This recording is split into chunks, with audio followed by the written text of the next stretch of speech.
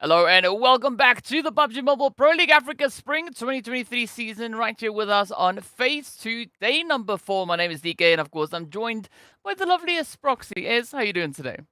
Pretty good, pretty good. Yesterday was absolutely cracking. We ended off the day with some insanity that we'll talk about in a little bit. But ultimately, it's going to come down to today and tomorrow to see what Phase 2 is going to finally bring to us and who'll be stepping it up finally on the PMPL stage. How are you doing?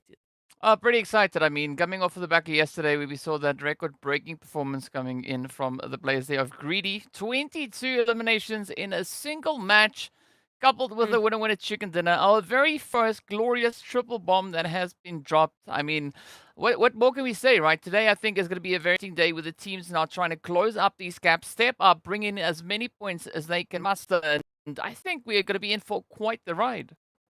I'm hoping that the teams looked at yesterday's game. Greedy just picking up such a crazy, crazy game, even at such a late hour of the day or early morning of the morning. To have that energy is to still bring out that sort of a performance. I really hope that the teams are going to take that as a challenge rather than the fear that we were alluding to, and hopefully they can maybe match up, maybe bring us a little bit more. Yeah, well, there's only one way to find out, right? We need to get into those matches to see what the teams are going to be doing. But before we get there, let's take a look at the format that we are going to be working with for this season of PMPL. Of course, we are currently situated within that league stage, currently on phase number 2 of 3. It's 5 days of action, and we're down to day number 4. All 20 teams are going to be continuing with their hustle, their struggle to try and secure those points, because as we know, only the top 16 teams will be advancing forward into the finals. But also, at the end of the week, only the top 12 teams will be making it over into that lovely, lovely Vikendi for a little bit of that extra point gathering opportunity.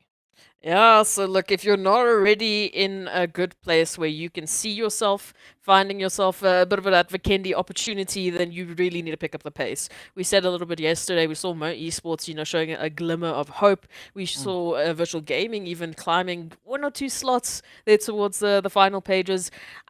I don't know if we're going to see anything as chaotic as Greedy for Kills climbing 10 slots in a single day. I don't know if anyone else can do that, but we definitely saw a lot of teams getting close to that point. I mean, the Raad really, really did quite well. And yeah, we just have to wait to see who's going to try and catch up to that. Well, there's only one way to catch up, and that is going to be through utilizing our point system that we are going to be taking a quick look at as well. Just to remind the viewers that first place is worth only 10 points, not the 15 that we were accustomed to just back in 2022, right? Changing up the entire points distribution. And of course, as we know, ending anywhere between that 9th and 16th place will not award you a single placement point, but you can still make up by getting a super aggressive, right? A good Hmm. example was shown yesterday of what these teams are capable of, and that does award you a nice little heap of points as well.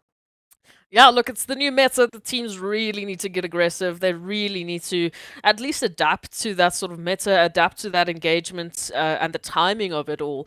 We saw yesterday Triple Esports also having a bit of a tough day just because everyone was so aggressive around them and they kept getting caught out, unfortunately, with those rotations. But it was a good wake up call, I would say. For any team that's fighting the top 5, they need to remember that if you hesitate for a moment, if you give anyone a gap, they're going to take that opportunity and they're going to catch up to you. Oh yes, right. It ain't secured until it is secured. We'll only know by the end of day number 5 where exactly these teams sit and how many points they would be able to secure. And that would only solidify them for their positioning in that week. There's still several opportunities that remain. But as we know, what the teams are also playing for is going to be their share of our bonus points, right? So based on where they finish up at the end of this week, they'll be awarded accordingly and Hmm. get anywhere between either 20 to 1 bonus point, and that will happen at the end of every week as well as at the end of the league stage, so that overall performance will be rewarded and the teams have the opportunity to lock in a maximum of 80 points before stepping into the finals. I still can't believe. Again, the first time this format came through, I thought it was absolutely ridiculous. The idea that you can take an entire potential 80 points into the final as your safety net, as your foundation, that is massive. And we've seen teams have been able to pick up 20 plus point games, all right? So At best, if you get that max, that's maybe 4 to 3 games where if you don't do your best, it's okay because you've put in the work to cover yourself. So teams are definitely going to be vying for those top slots, and who knows, maybe we'll finally have a back to win over the 20 number one slot.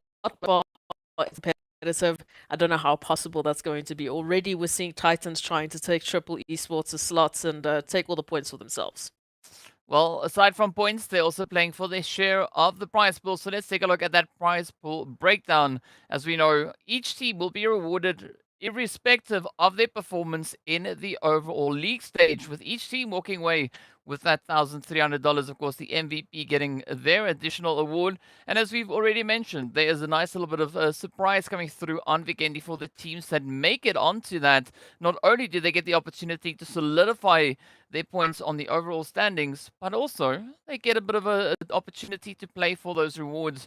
And, well, here's the breakdown, right? That Robin Hood we've not seen come into swing just yet. It's going to be for the most eliminations by crossbow. I want to see if you're going to have it this phase, right? I want to see the crossbow on VIKHVND.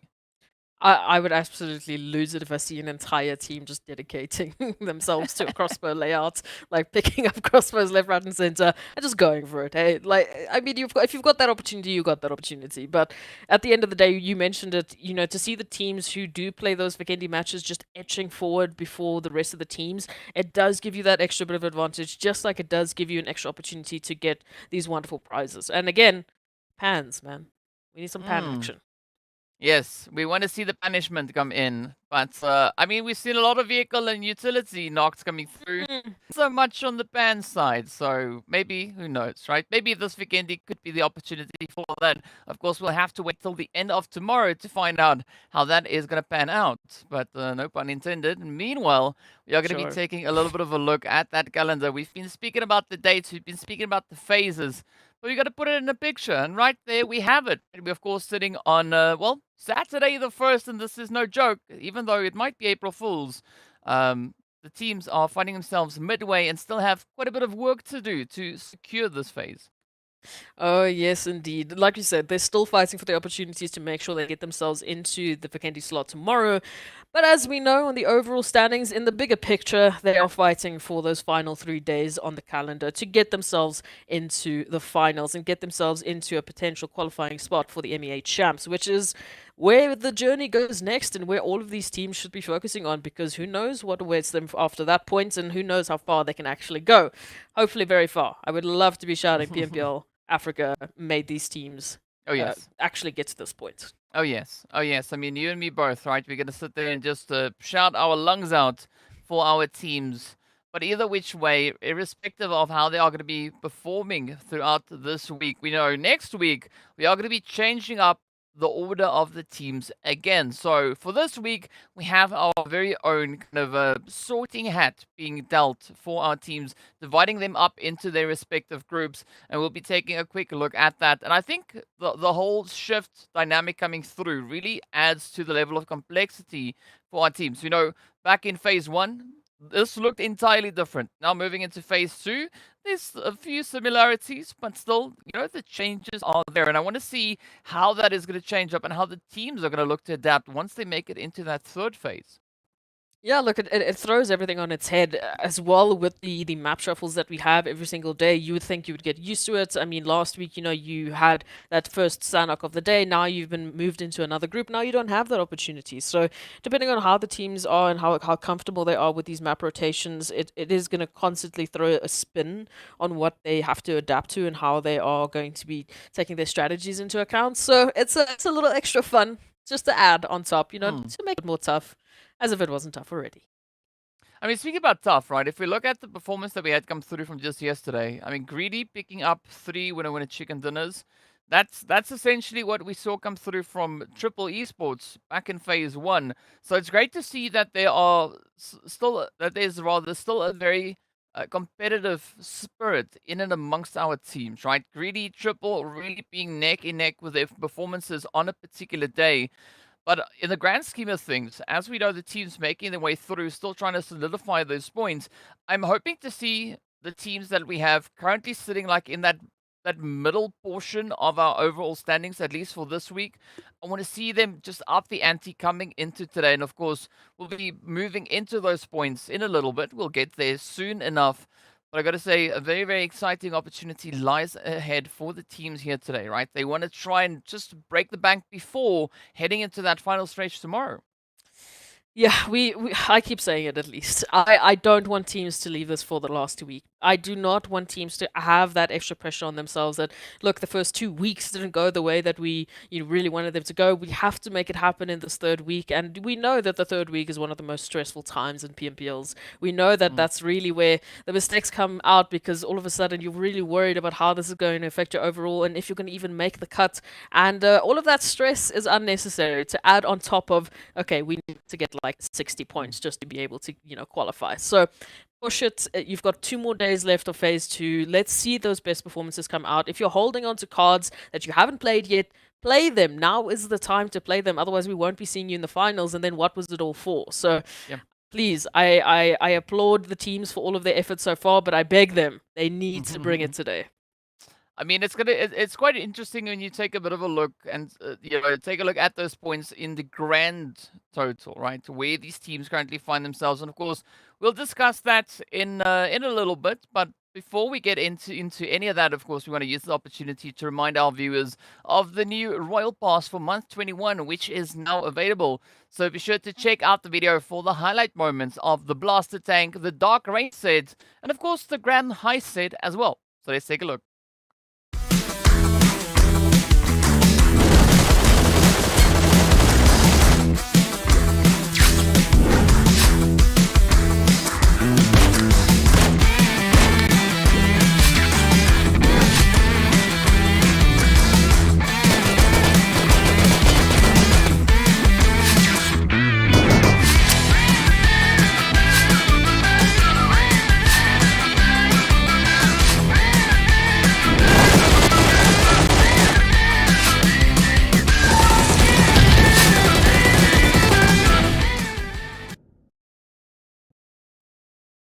Oh, some very exciting skins coming through on that front. But of course, speaking about excitement, we also need to give a big shout out going out to Monster Energy, our official energy drink partner for the PUBG Mobile Pro Leagues.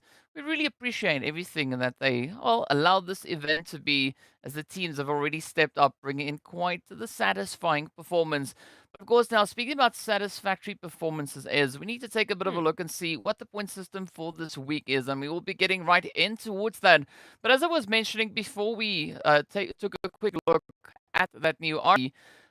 We already see quite a bit of an interesting thing that is starting to develop on the grand standings, right?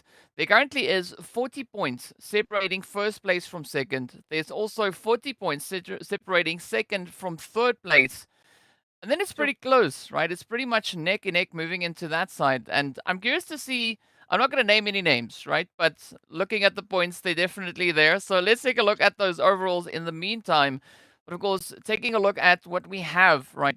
Titan Gaming, they've been bringing in a very strong performance for this week, sitting on 142 points in total. And we knew it was only going to be a matter of time until we see the return of Titan. And, putting that in perspective as to what we saw from them last week. Last week, they closed off with 137 points, only 30 from where they are right now. That was back in third place. So maybe they are going to be looking to push not only through today, but all the way into tomorrow's games to try and solidify that pole position.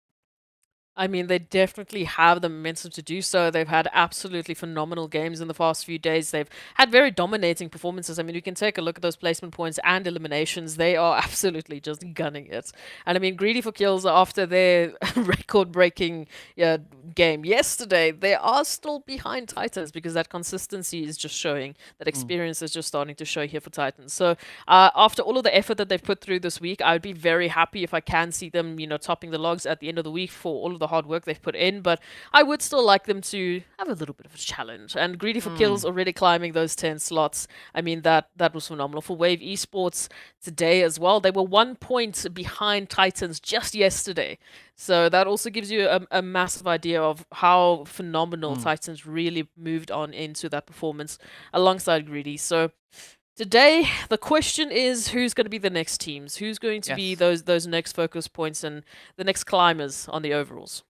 I want to see it come through from that middle section, right? I mean, also take into consideration the points of Titans that I was just talking about was before we head over into Woods Vikendi, right? We know it changed Mm. up because they got the chicken dinner, this edition of a handful of points getting distributed onto that side. But if we look at what we've got right here, I want to see the hard work now come through from CRYPTICS, RUKH Esports, come through from the players here of Raad, and then as we move over on towards that second page, we'll see there's still a very similar kind of situation happening here. I mean, only 1 point currently separating that 8th place from 9th place, so the entry into the second page is not that high. So we could even see it all the way to even Black Hand, right? So all the way from 6th to 14th place. I'm expecting to see a lot of movement, especially in today's games. I would expect it to happen today. I mean, the opportunity is there. You know, it's a little bit less stressful than having to make everything happen tomorrow. You have that ability that you know, it's a bit more balanced of not having those crazy Miramar or Erangel heavy days. So there is a good opportunity for them to really bring in their best bets and to really showcase a little bit of the action. I mean, towards the end of yesterday, we also saw Black Hand with a bit more of a dominating presence. I mean, in that same game as GREEDYFORKILLS, we saw them there towards the top three. I could say the same for Blackjack. I mean, they were just rolling up on lag whenever they had the opportunity and taking eliminations left, right, and center. And it's really starting to show. Vista Gaming also started off the day with the winner chicken dinners. So there is massive opportunity, and I just need these teams to really showcase what they're capable of, especially when we move on to this last page. We were holding candles left, right, and center, DK. We were Mm. really waiting and hoping Mo Esports would bring some action to the party, and it was mostly in the form of placement points, but it was something, and something is most certainly better than nothing. Yeah, I mean, you got to give credit where credit is due. You can definitely see an increase in the level of play coming through from the side there of Mo Esports.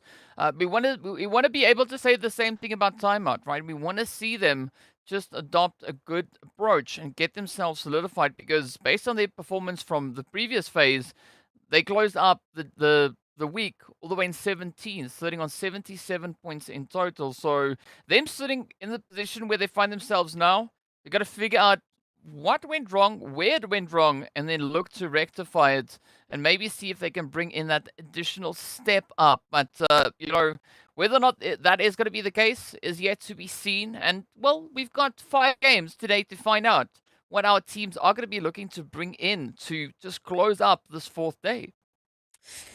Oh, it's exciting. It's definitely exciting. We're getting closer and closer to the finish of phase two, and already we've had a lot of upsets. We've already had a lot of questions put on our mind. But the most important one that I want to try and answer, at least at the end of this week, is the who are the consistent teams? Who are the Mm. teams that have their play style down, that have their strategy locked in, and know exactly what they need to do and can execute it correctly? That's going to be the question for me. If we can find, you know, those pillars of the groups, then we can really start to try and break down the chaos that has been PMPL Africa Spring 2023, because so far it has just been predictions out of the window. Yeah, I mean, it's going to be a pretty tough one, but what we know is not going to be all that tough is taking a look at our schedule for today, right? It is going to be the Erangel heavy day. So yesterday we started on Sanhok. Today we're going to be ending the day on Sanhok. Just to add a Hmm. little bit of spice into the mix and also give the players from Group A an opportunity to have their hand at a bit of Sanhok action as well as they didn't really get the opportunity just yesterday. But of course, well, with so much Erangel action coming through, it is going to allow for the teams that are really confident in their performance on Erangel to really flourish here today, to step up and show us what exactly they are able to pull out of the hat. Hey, I look, I do love my little bit of Sanhok action, but hey, if we can see some chaos at the end of the day, I'll be Mm. fine, okay? I will survive. It is okay. Erangel also is just such a lovely map to add into the mix, right? Miramar was just weird, honestly. Miramar was a bit of it was too much for me, Mm. honestly. It was too much. I was crying already yesterday. I do not want to be crying again today. So let's go over to Erangel. Let's see the teams that had a bit of a tough time. I mean, I'm looking at you, Triple. Let's see them come back stronger. Let's see them come Mm. back in a much more solid fashion, and hopefully we will be seeing a resurgence in these teams. I mean, we had those moments where our top five weren't even playing, and then we were again just talking about different teams Mm. other than Titans, obviously staying consistent. But Let's yeah. I'm gonna stop saying let's see this, let's see that. What I do want to ask DK to you, because you keep doing this to me, Yes. who are the teams you're going to be looking out for our first Erangel of the day? Ooh, good question, good question. But before I get to that, I just want to say the more accurate way of saying it is that Miramar choked you up yesterday. Quite Right? literally. I Yes. needed more water That yesterday. is going to be the most accurate way to put it. Oof. Based on today, what we could be looking forward to, I would definitely say I'm going to be looking at teams like I want to see Vista step it up. I want to see the Wall of Battle step it up, as well as Arab Golden, Ooh, because last yes. week Arab Golden made it all the way up into 8th place. This week we look at where they're sitting.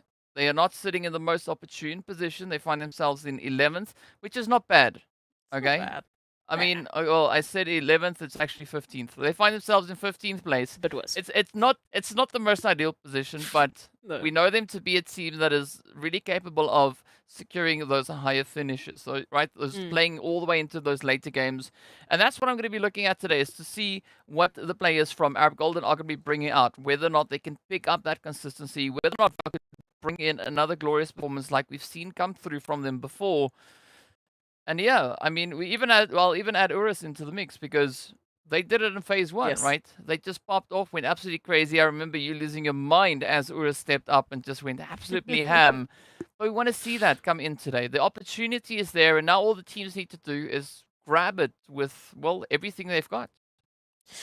Look, I do think that we've already seen we've been treated, honestly, to such a good PMPL Africa, because the challenges that came in, we keep saying it doesn't feel like they're new to this stage. It doesn't feel like they were just thrown in and now they were told to swim. They really adapted very quickly. We've had, obviously, there's always one or two teams that are going to have a tougher time than the rest, because that's just how leaderboards work, right? We can't have everyone in first place.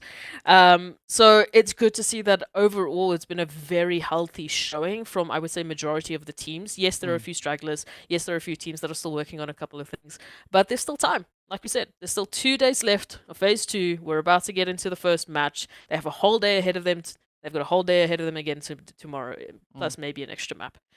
So, with that being said, I don't want to say this, but I'm going to say this. Mo Esports, please stop losing players 5 seconds into an Erangel drop. Please, I beg you, because they were so good with their positioning on that one match that they got. I think they were 3rd, 4th place. They got those 6 points. No, they were 2nd. They even came 2nd place with their placements, with their rotations, and that was all off the back of them being able to stay alive, stay together, and just take better looting positions.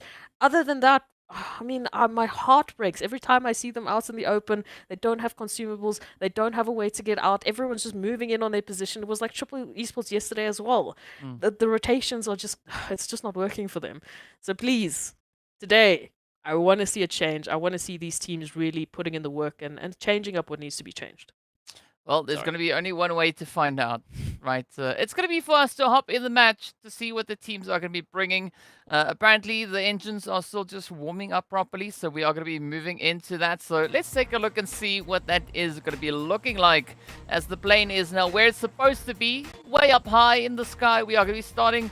Ooh, that's South George down below. All right, so I know exactly where we are. We are coming in from that northwestern side.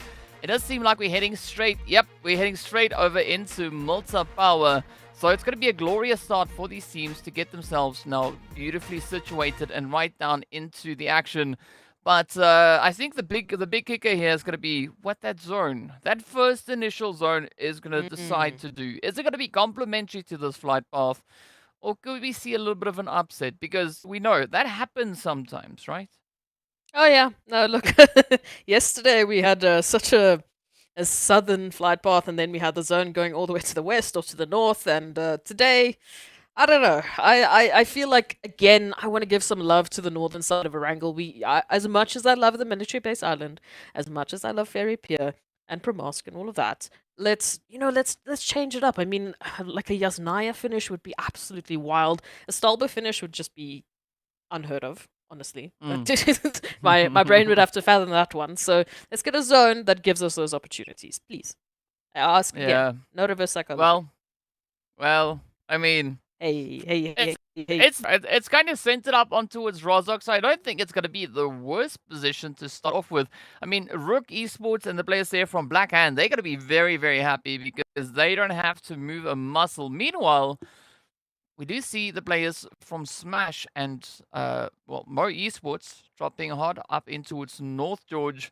And already the first team to lose a player was going to be Vampires, as they also went for a little bit more of a spread out approach. I mean, we did see D3S all the way up north, just beyond the North George territory. The rest of the squad dropping down towards that hospital side. And I guess, well, the unlucky victim fell somewhere in between and, of course, got traded on through. But URUS are also going to be hanging on the wing just to that southern side of the waterway. So there's going to be a lot of pressure coming through it, especially on this, well, western side of zone. Look, at this point in time, if you can't handle the rotation, these crazy drops, then you know it's a good time to practice it. Mo Esports already spotting out a little bit of a straggler in the form of D3S from Vampires. And I mean, in terms of the loots, in terms of the situation Vampires find themselves, they obviously do not want to let go of anyone else.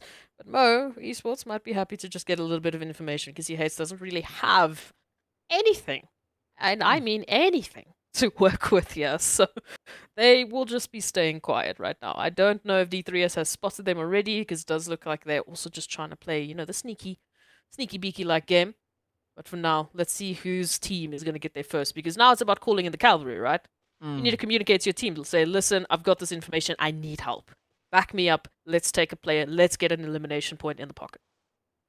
Yeah, I mean, Hates has got nothing other than their determination and focus to drive them through this opportunity. And their fists. Yes, maybe, who knows? Maybe a bit of a ban could come flying out of somewhere. I honestly don't know where. Similar to these shots coming out of the middle of nowhere. Of course, it is Paradox just popping in those headsets, see if they can get that spray. But this allows a bit of an opportunity here for Hates now to move even closer and maybe bring in a bit of a surprise onto Vampires. Yes, this is what we love to see. Like I said, just work together. Just use those numbers. Get those rotations in. Hate's got so much information. Paradox now just applying that backup at least gives Hates an opportunity to get a pistol as well. Now they just need to regroup, double up, and take this point. That would be the best situation that I could see happening here. As for D3S, though, there's a shotgun in hand. So we know what shotguns and tight little spaces mean. But we got to point out something. Mo Esports, they didn't lose the first player. Vampires did, right? Yes. Phenomenal change up. I mean, that already is a great start to the day. And I love the fact that Mo is moving up as a unit, right? They're not leaving that solo up to chance. Even though it's only 2 players, it's still better than just trying to solo this out. I mean, Hates now managing to quickly sneak themselves a pistol. So it is going to be a pretty tough play. A pistol versus a shotty. It could go either which way.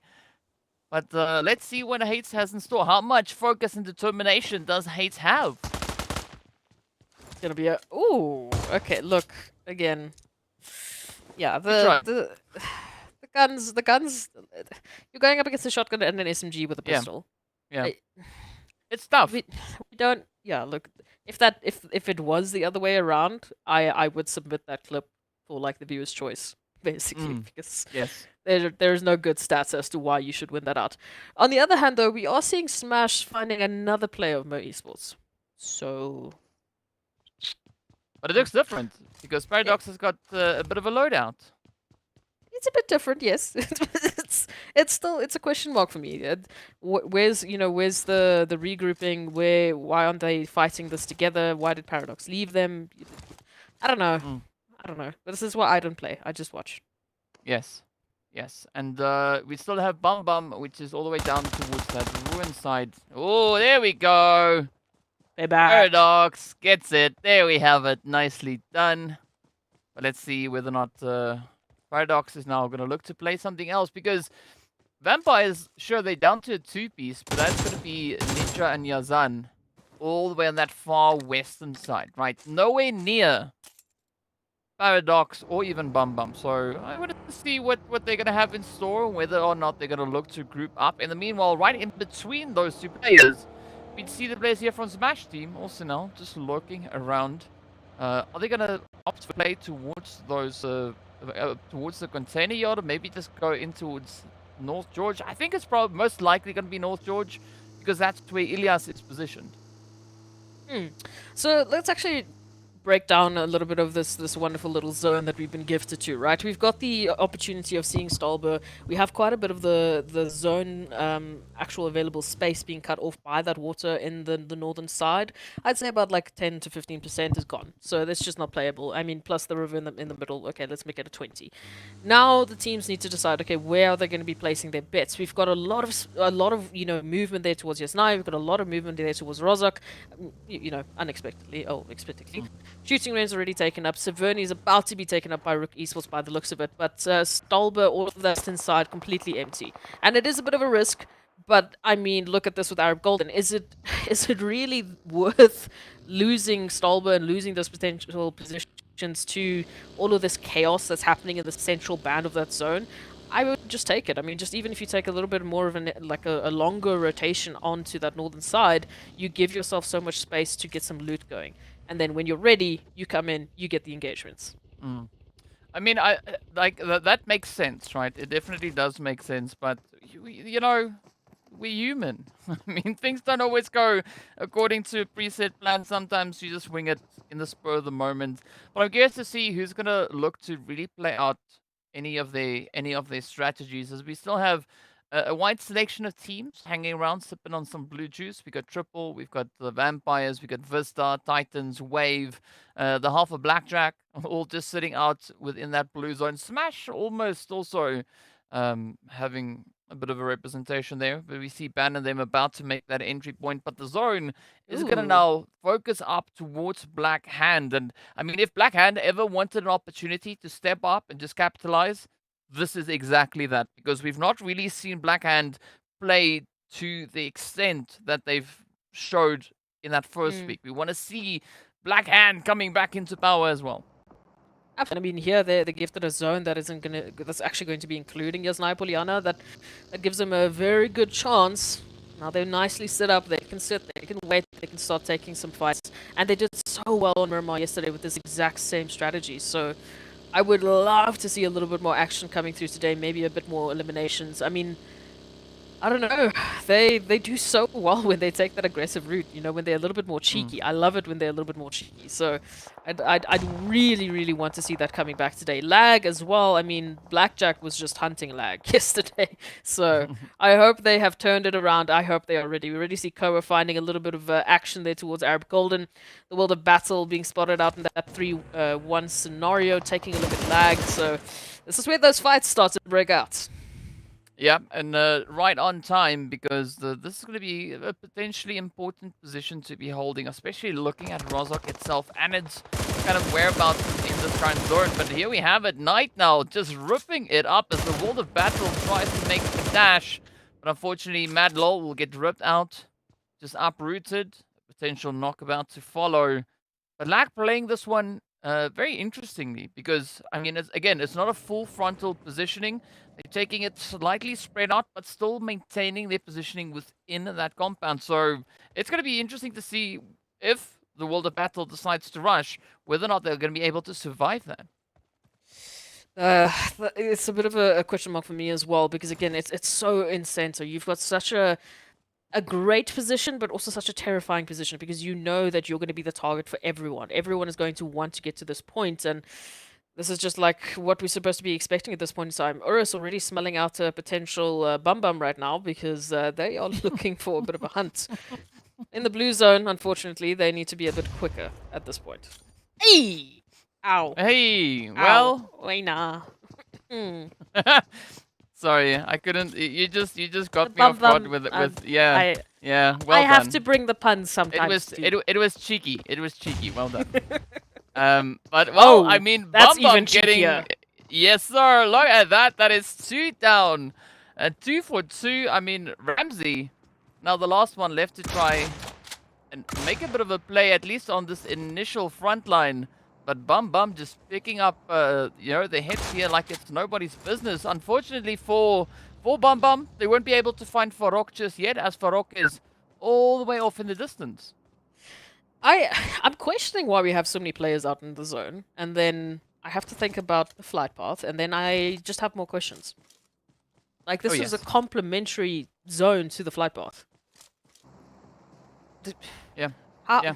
Anyway, okay, Yeah. it's fine. That's how it works. Maybe Welcome to PUBG. maybe the viewers have answers for me, but as we take a look at it, at least now everyone is getting a move on into the zone. We've still got a few stragglers out and about, but that's alright. They should be taking care of themselves sooner rather than later. Ultimately, though, what we need to talk about is Blackhound in center of zone, very close to Yasnai Poliana, and they are one of the few teams that are currently set up in center, so massive opportunity for them. We're keeping an eye out on that and seeing what's going to be unfolding there. In the meantime, it's Smash, Esports, and Blackjack finding each other. A little bit of a peeking and prodding here going on, trying to see how they can break down this engagement. And for Smash right now, I mean, they're the ones on recovery, but Blackjack only have 2 players to work with.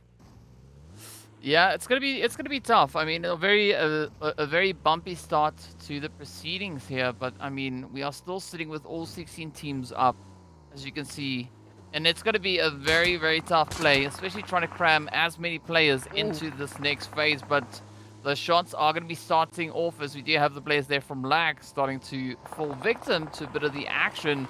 But look at Aquaman here, just pulling into the fuel station, looking to see if they can maybe find a bit of a hidey hole there. And on that southeastern side is going to be the players from Timeout and Titans having a little bit of a go at each other here.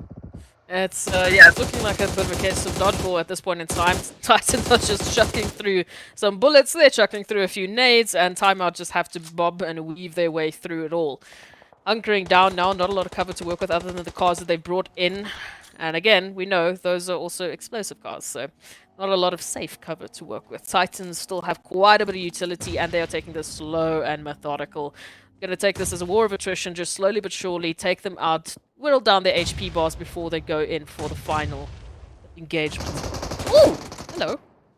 Well, let's see. I did see a reference of Armageddon coming through with 16 teams. Well, 15 teams now, just crammed up into the zone. As Mo Esports run into a bit of a brick wall, but they actually lasted exceptionally well all the way into this 3rd stage. But Timeout is going to follow suit as Titans come through swinging.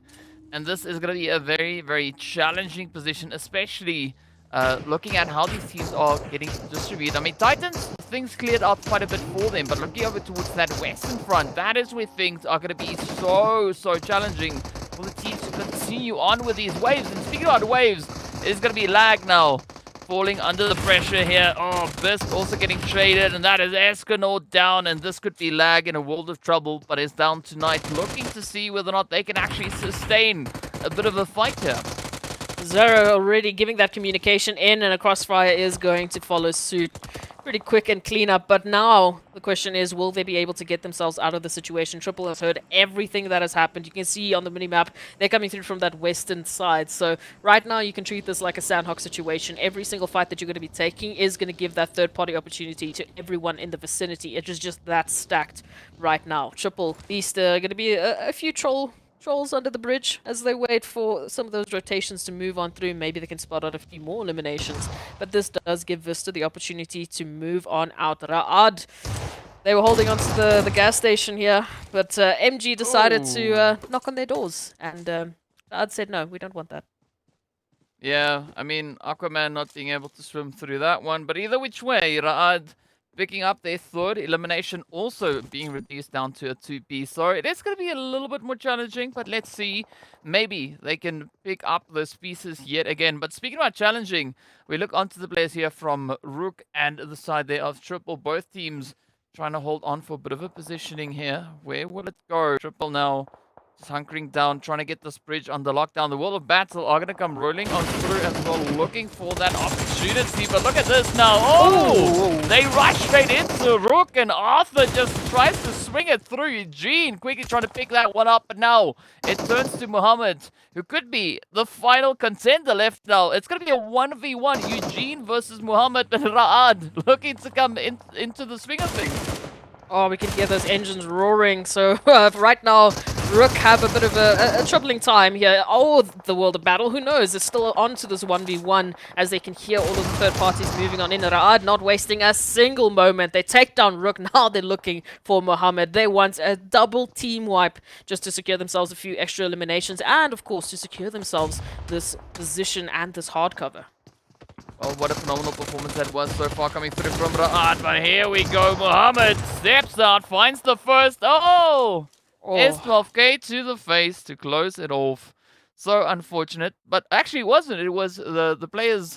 It was someone else that actually got that third party hit in. Yes, and well, here we go. This is now the compound of despair as we see even more teams now just rushing in. Up comes the challenge for RUKH. Will they be able to get it again? Finds that hit, but down they go. Oh! What? Smash almost getting eliminated as they run into that nade. That nade was their own nade. Yeah.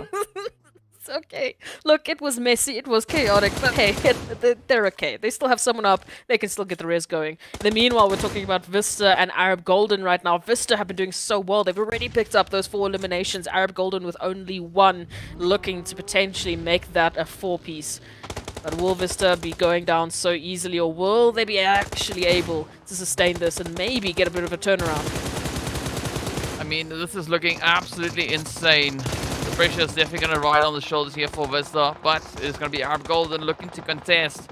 As Wanted comes knocking on the door, the Titans now reaching over that ridge line and just finding so many hits, and it's making it so challenging for Arab Golden to find a good footing. But there's going to be VISTA also now falling in the wake as the hits continue to fly on through, and Titans looking to get onto a bit of a rampage as they send VISTA packing all the way out in 9th place, 4 eliminations to their name. Where will this one go? Wanted about to get rushed. Oh, the nade comes through. Fortunately for Arab Golden, Quality has already decided to just get down in that waterway. You can see them now just swimming up alongside Farokh. Yeah, no, they dropped to the ground immediately. As soon as there was a hint of a third party, they went down to the ground. They knew exactly what was happening, and they decided to rather get out of there, which is, honestly, I would do the exact same situation if I saw Titans running at me. In the meanwhile, though, Smash Esports, I mean, they have been surviving onslaught after onslaught. They had to survive their own nades, even, but they are still alive, they are still kicking, and they're looking for a few more eliminations. Black Hand have become the new trolls under the bridge in the meanwhile. It looks like they have taken Triple's position. Triple has at least found those 5 eliminations, but they've had to give up that position.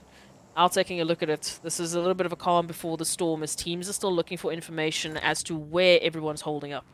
I mean, for Blackhand, it's more a bit of calm after the storm, right? Because they only have Kawan Plaza left. Storm has already been sent back to the lobby. So let's see what they'll be able to do with that positioning. Meanwhile, it's going to be the Vampires just hanging around on the outside of the zone, trying to find a bit of an opportunity to play at. Titans, I like the position that they're moving in with here. Going to be looking to make it super contentious, not allowing anyone to sneak on by them. But if it's up to Yazan, they will try their utmost to get any potential opening created. And we could maybe even see them just sneaking up alongside that waterway. You know what's a bit of a question mark for me right now is Wave Esports. They're coming through from the northern side. We haven't seen them make a single move, but they still have all 4 of their players alongside Titans, rather, who are the only 2 teams also to have all of their players. And for now, it looks like they're pretty much uncontested. They don't really have anyone to worry about. They do unfortunately have this massive gap in the form of the river right between them and any other action. But maybe they can play this one out, and maybe they could just chime on in for the winner-winner chicken dinner. But I would hope that they jump in a little bit sooner, get some eliminations, and start to really pack on those points.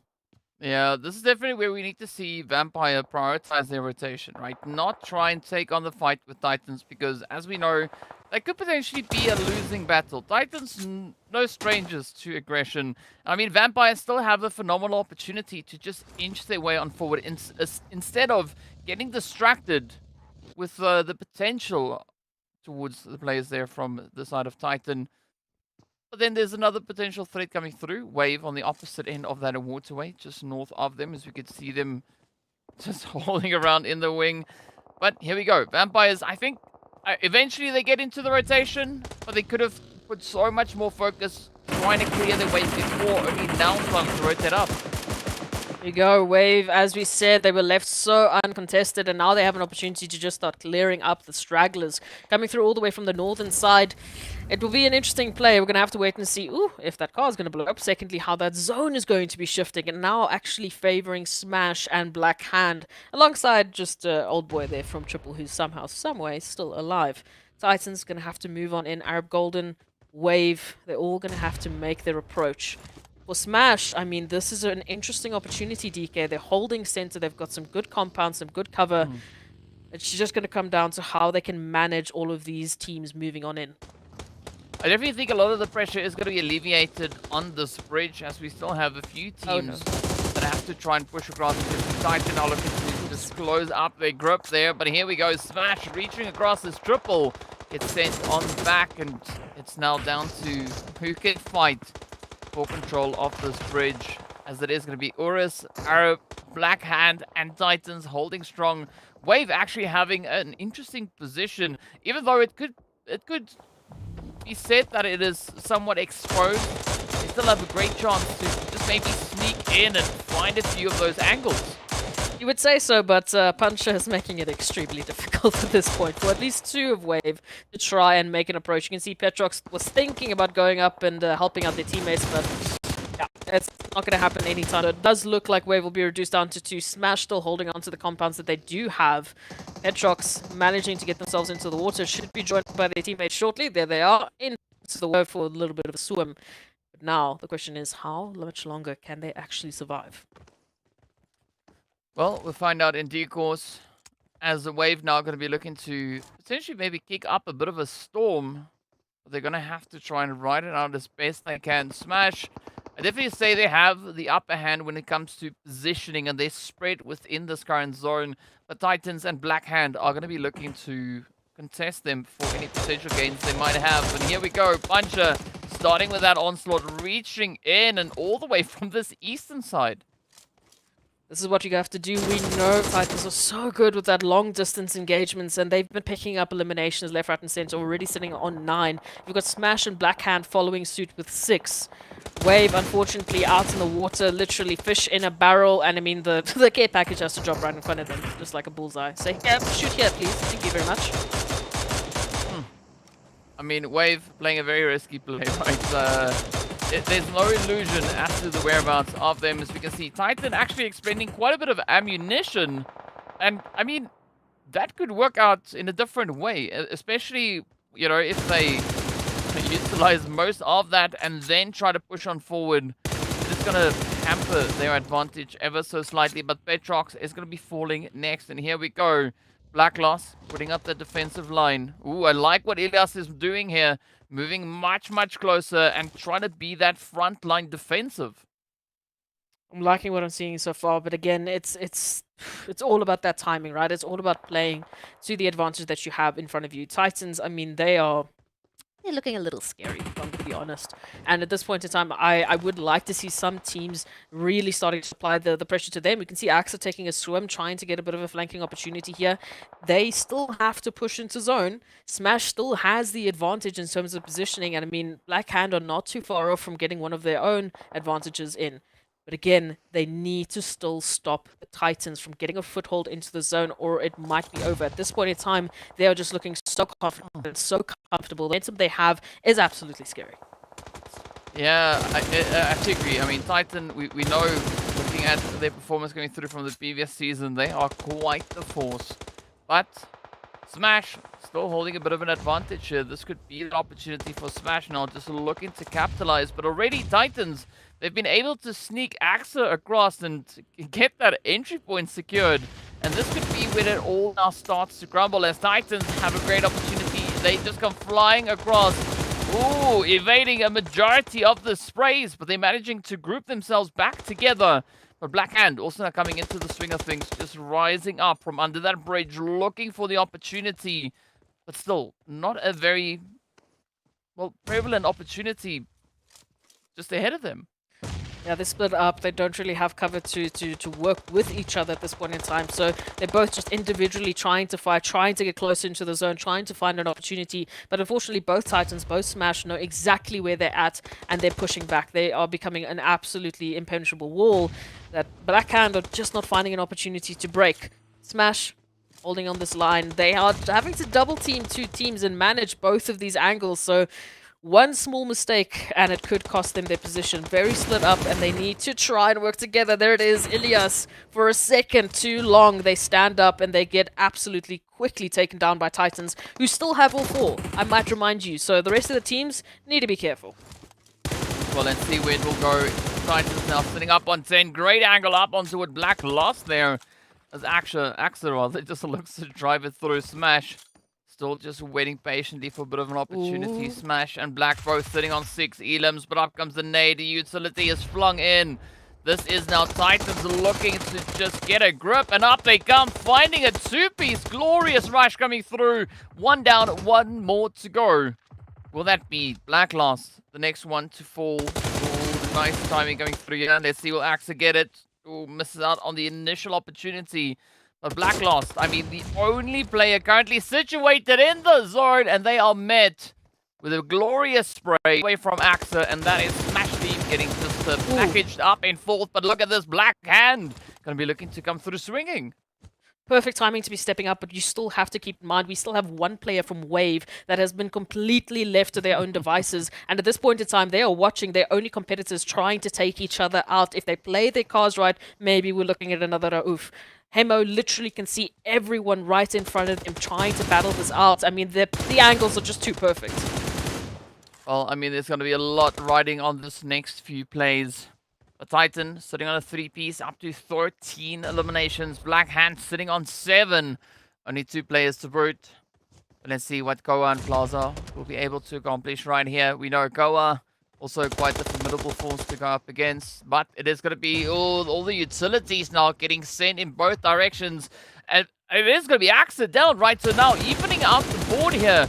As it is a 2v2, but up comes Hand trying to reach in. Koa getting a little bit emboldened here as they push up, but down they go. Now it's down to Plaza. Will they be able to sustain this push on towards the side of Titans instead? Plaza dropping down into the drink. Titan now looking to capitalize as they rush on forward. Oh!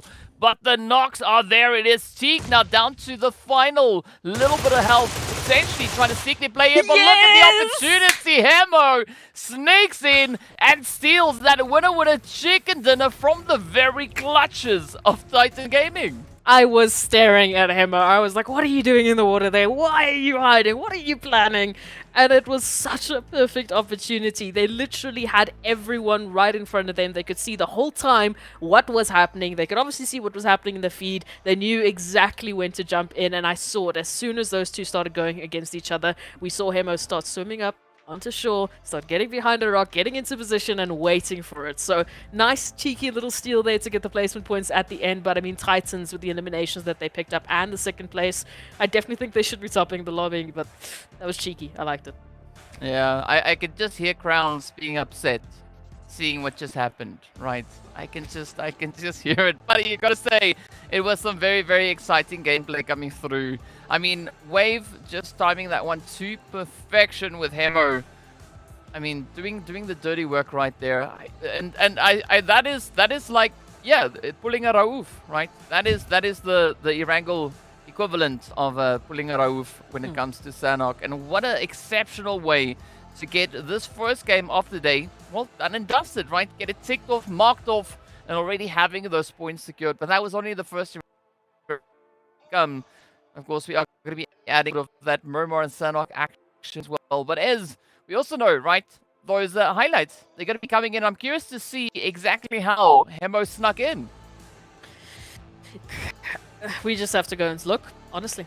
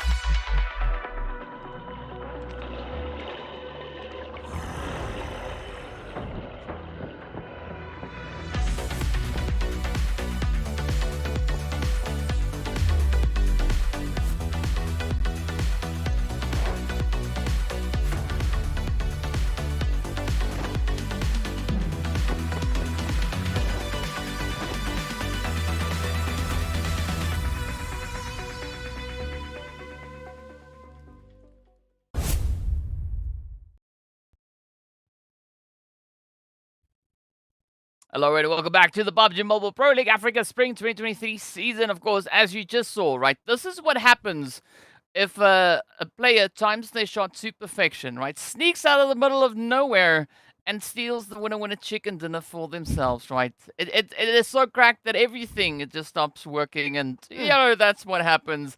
But what an exceptional performance that was coming through from Wave. Of course, we did see a few of those highlights as well, but we are going to be taking a look at those points in a little bit to see exactly how many points everyone was able to secure. And of course, that little bit is now. So let's take a look and see what the points look like for this first game. Yeah, so Titan Gaming, like we said, even though they didn't get the winner chicken dinner with 15 eliminations, they're going to top the charts.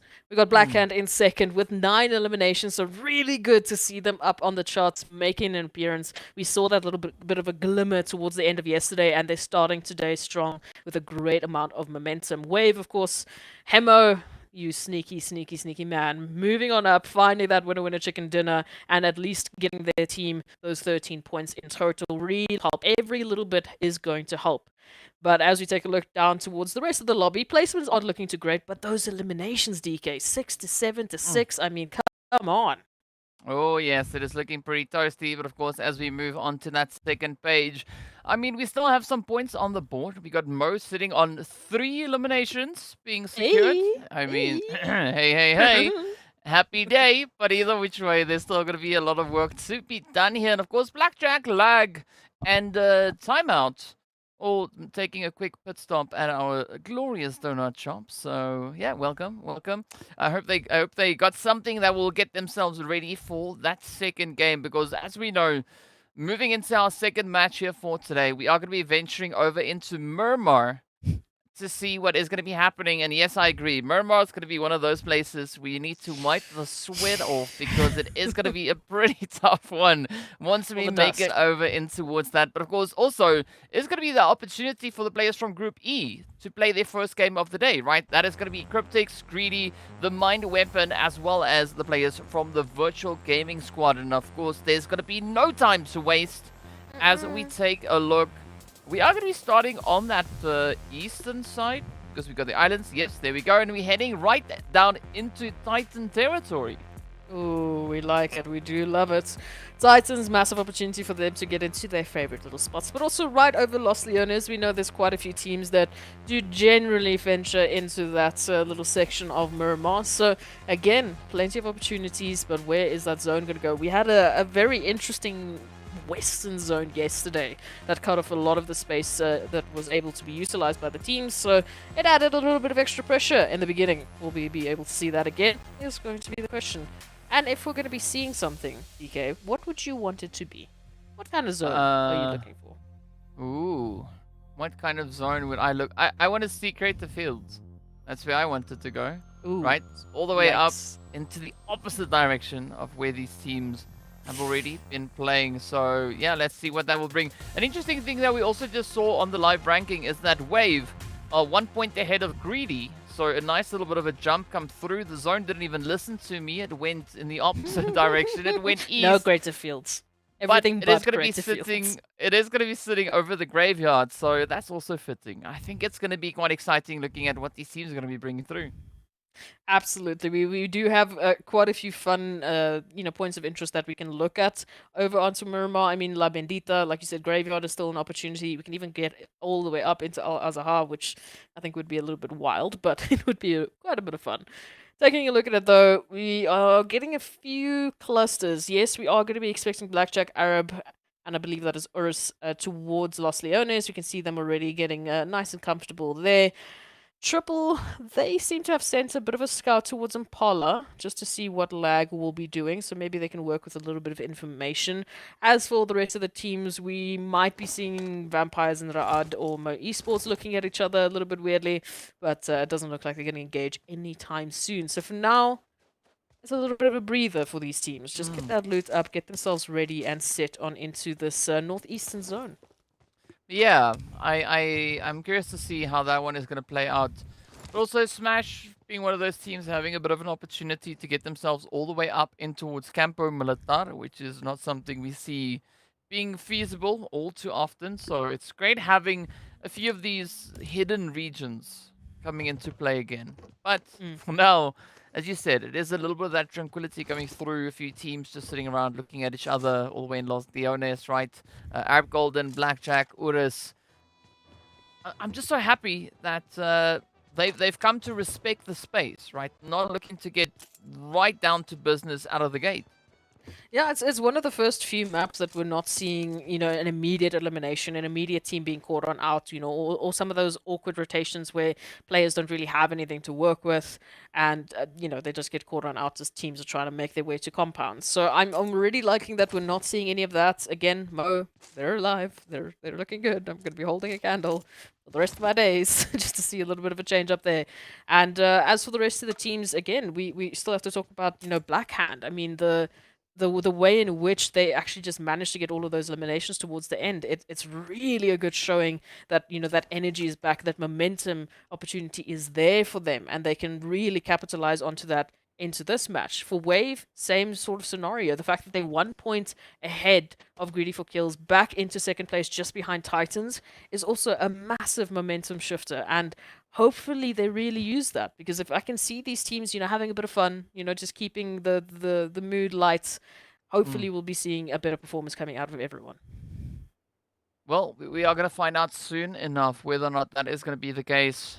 Of course, now it's a little bit of a hide and peek coming through here from Fahita, reaching up towards Escanor, sending those hits out. Ooh, wow, that mag just 1 bullet short from getting that knock up into Escanor. And I mean, that was scary close, but it's okay, right? It will suffice for the time being. But right on cue, the rest of Trip are going to come rolling through looking to fortify. There's going to be more Teza, Old Boy, and then, of course, Thor. That's just going to be hammering down, looking for a little bit of that opportunity now to push forward.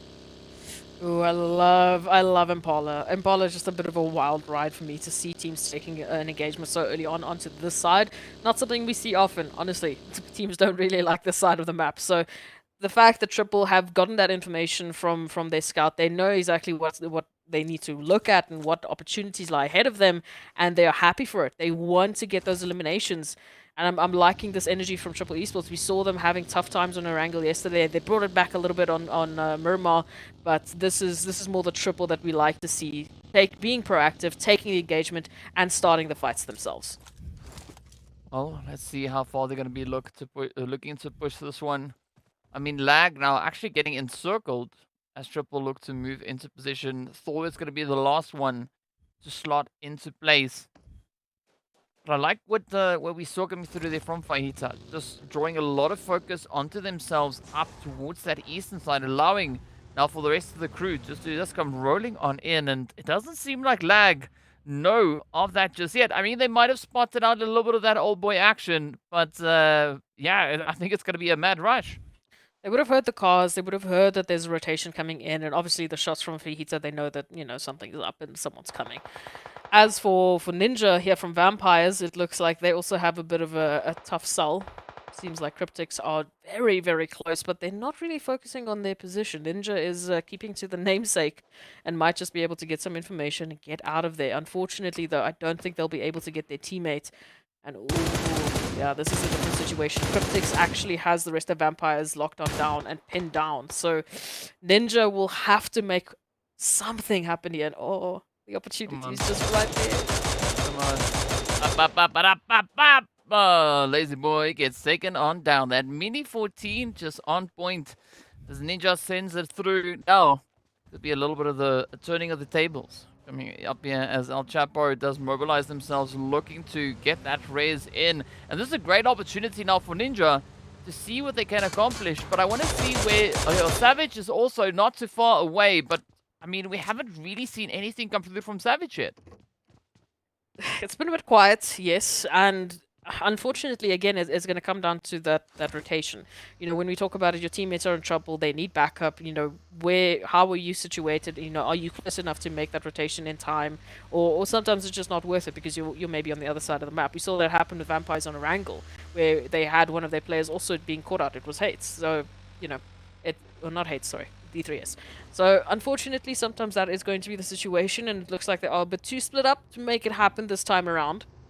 Taking a look at a few of the other teams, they're sticking a little bit closer. Blackjack Esports, as an example, trying to hold down onto that compound with Arab Golden moving on in.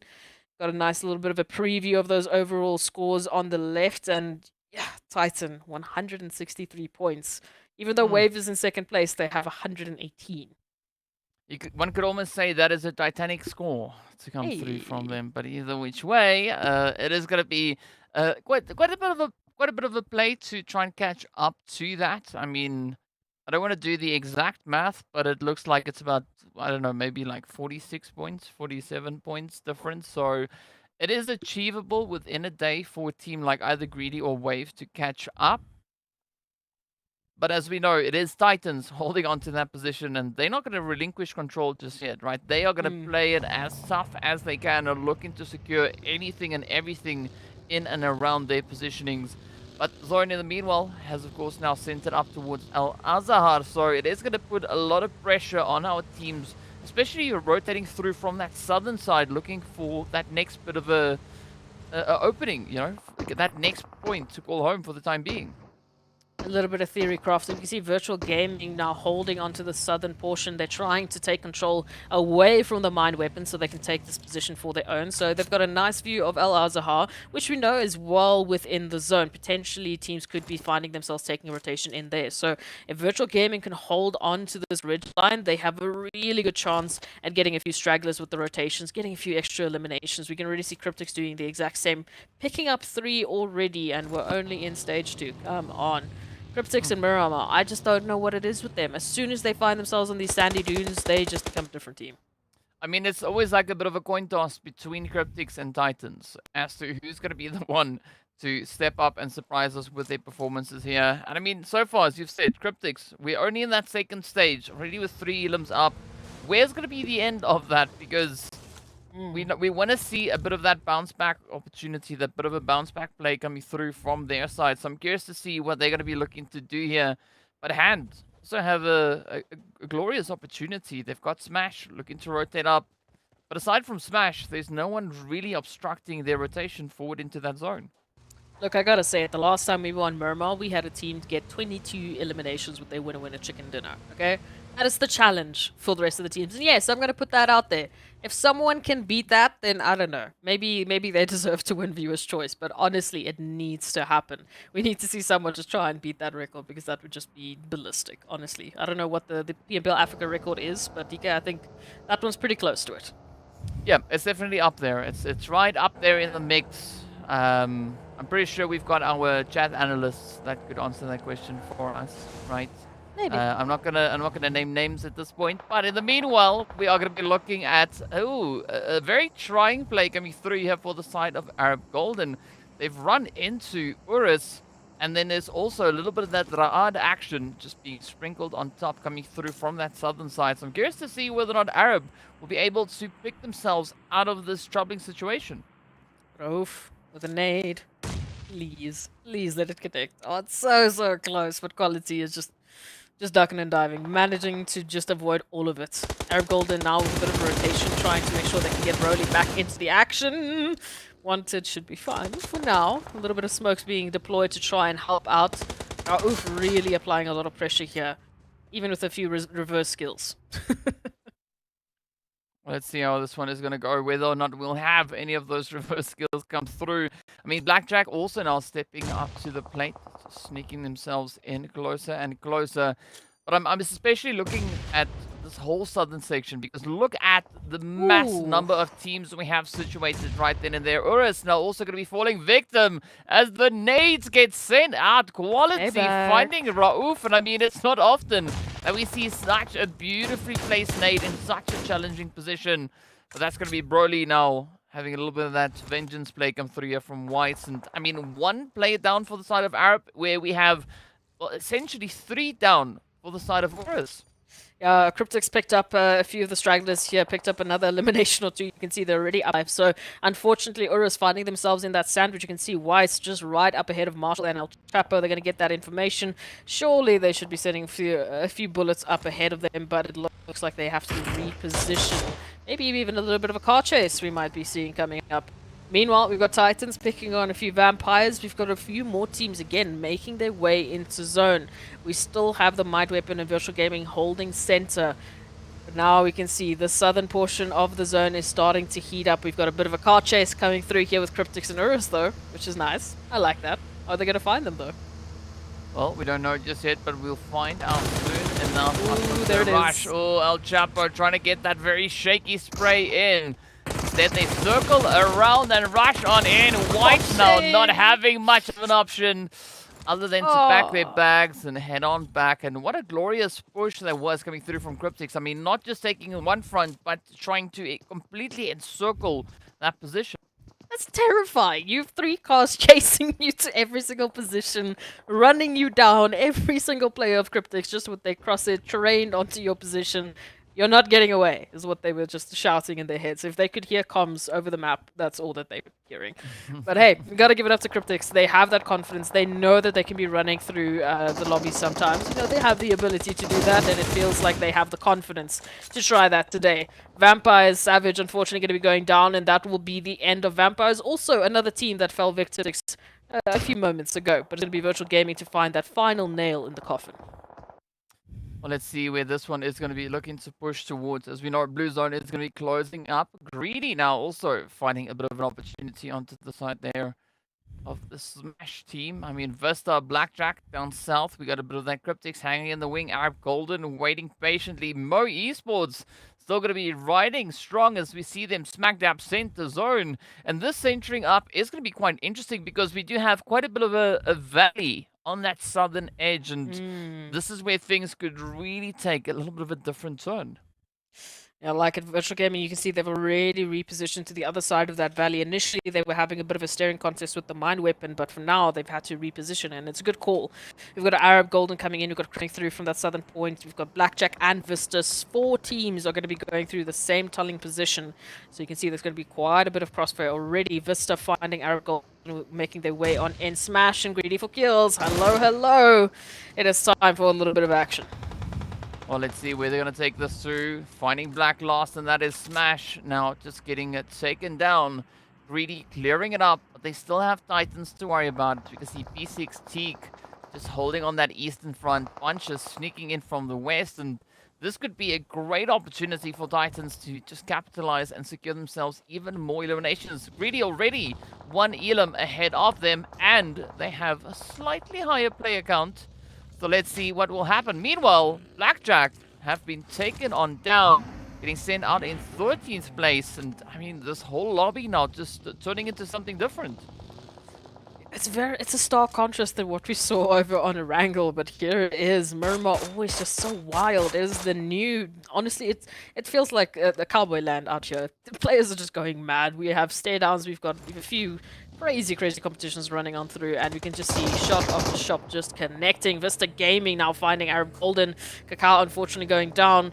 Vista trying to ensue, trying to cover their backs, and it will be CRYPTICS just to steal away that final hit onto Arab Golden, but at least it means Vista have just a moment to try and reset themselves before CRYPTICS move on in.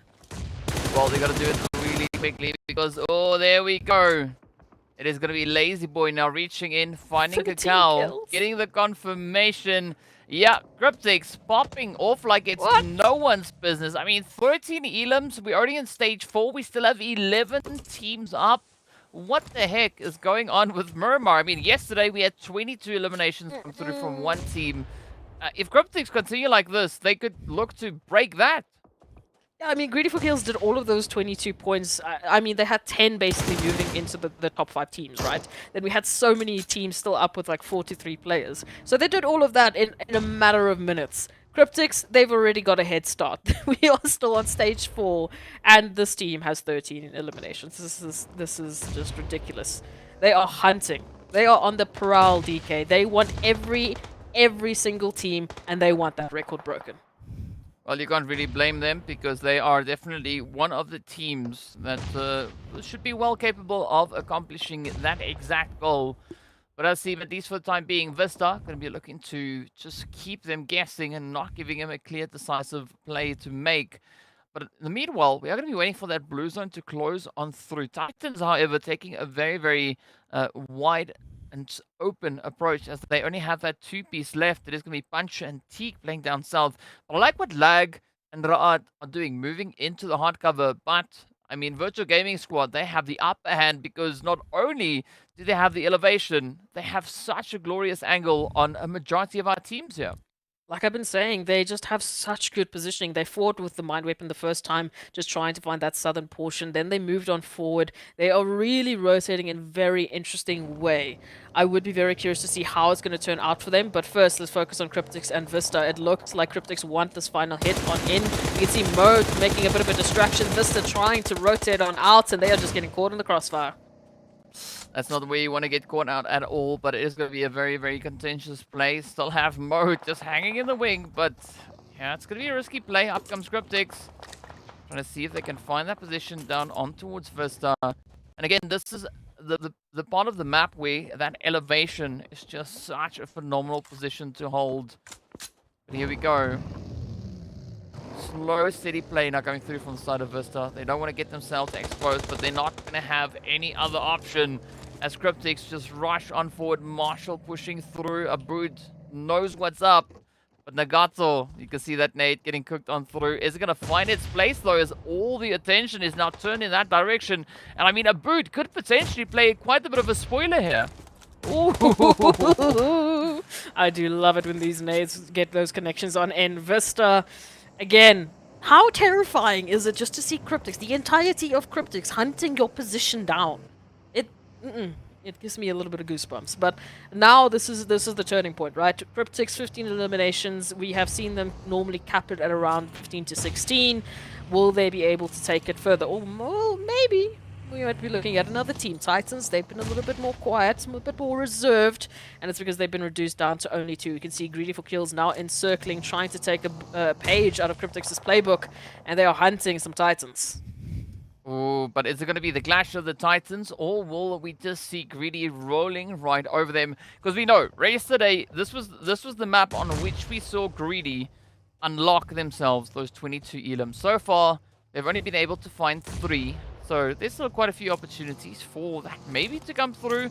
But Titan are going to be looking to play their hand, and out comes Greedy just rushing forward, just bulldozing over Titan, finding Puncher in the trade as well. No! What on earth is going on? Greedy just eliminating them like it's nothing, just another Tuesday. Welcome to the drive-thru. May I take your order? Wow. Okay. Good morning. We are back. GREEDYFORKILLS coming through with 5 eliminations. Ra'ad now. Will they be the next one to start climbing up the ranks, or will it be Lag for a bit of revenge? We still do have to consider that Virtual Gaming, they are holding on to such a good potential angle onto both Ra'ad and Lag. So there is a massive, massive potential for them to pick up some good eliminations. Well, the potential is there is, but let's see, where will this one go?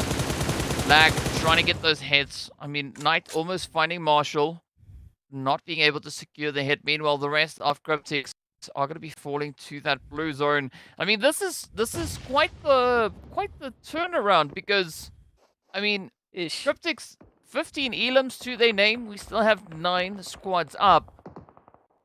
And this is a little bit anticlimactic coming through here from the side of Marshall and Co. But El Chapo is going to be the next one backing their bags. And I'm curious to see whether or not Marshall will be able to not only make it through this, but also into that later stage.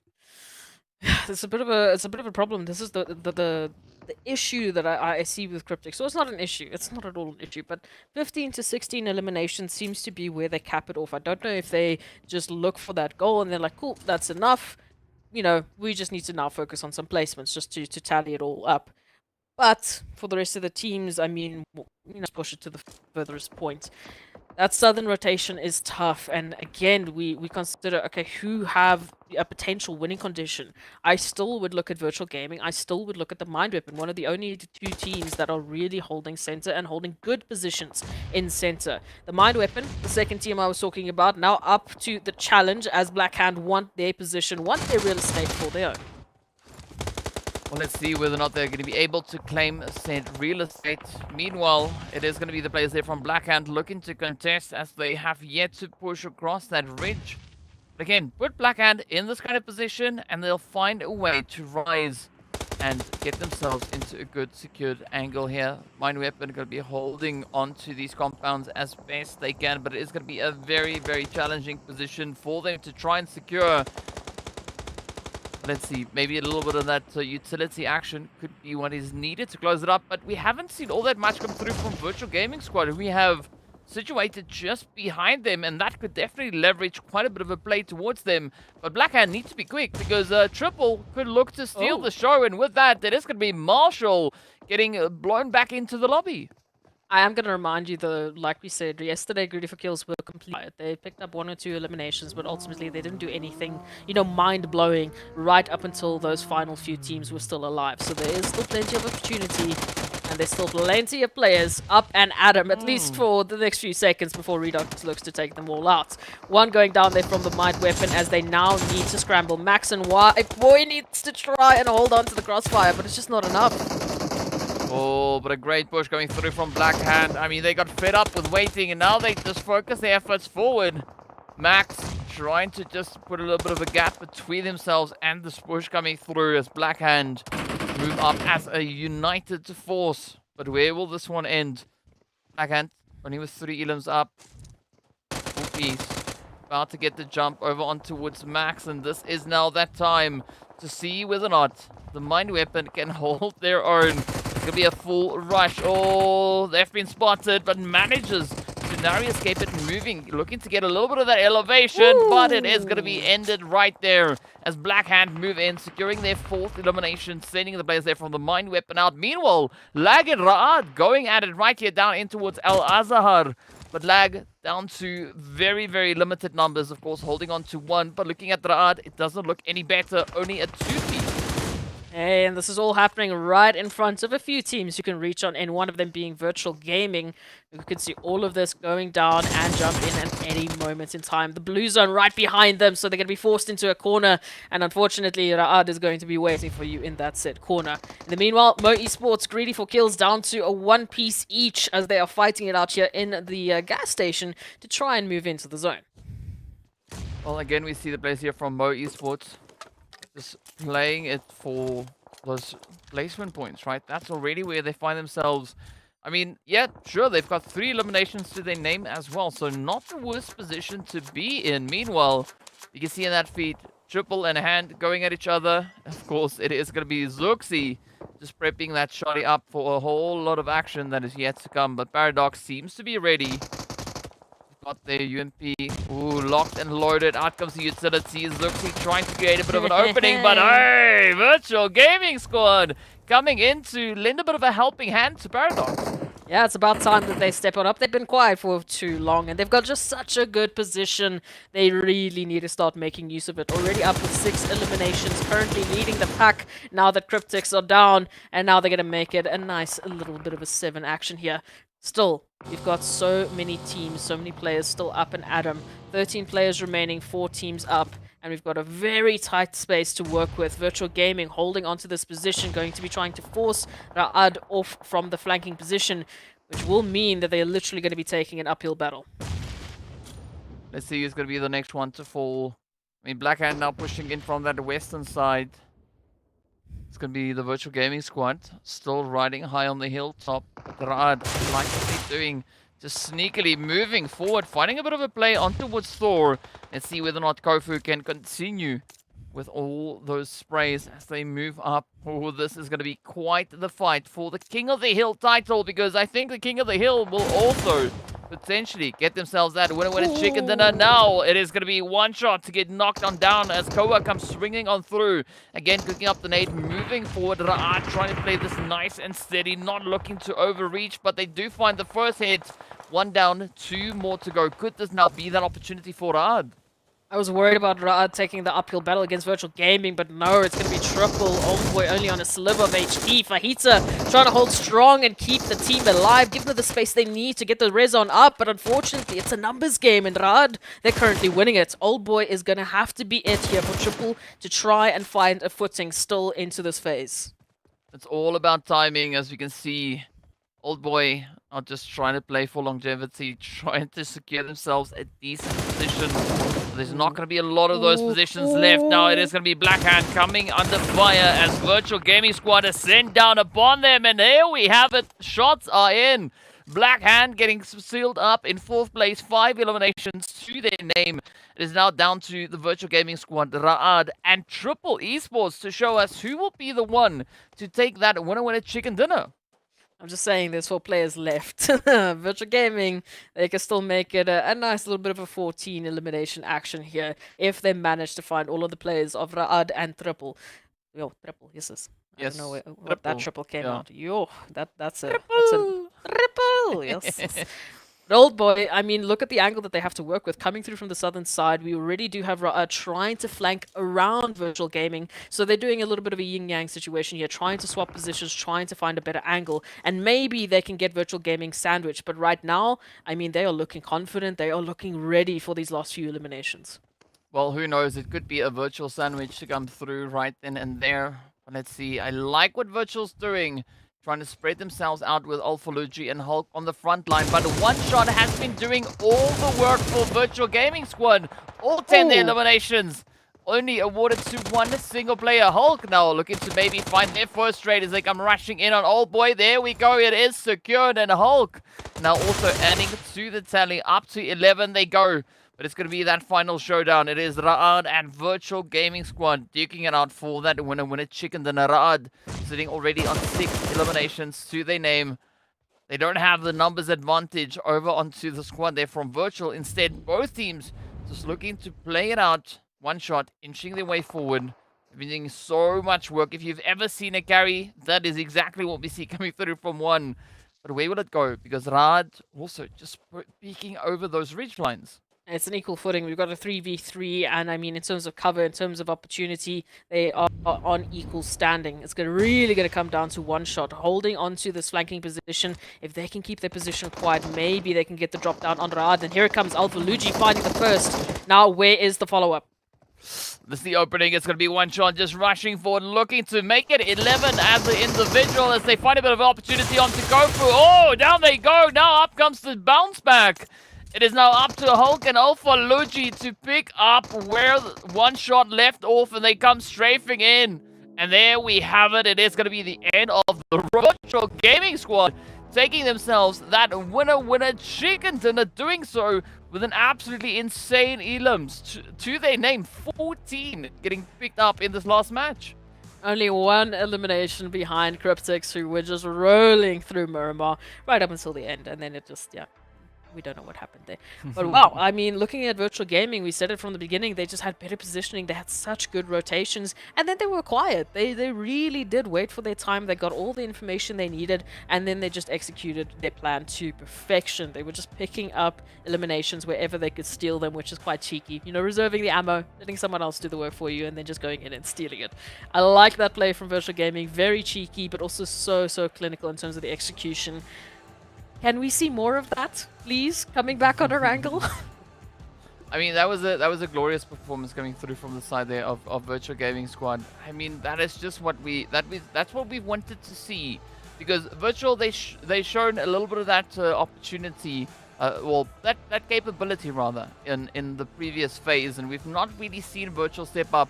That is also, I believe, the first winner chicken dinner coming through for Virtual Gaming in this phase. So it's great to see them rising to the occasion. And just as you've said, right, staying up high, waiting for the surrounding teams to kind of disperse of those threats, and then just stepping up at the exact opportune moment to clutch it out and take that winner chicken dinner. But let's take a look at the highlights from this past match.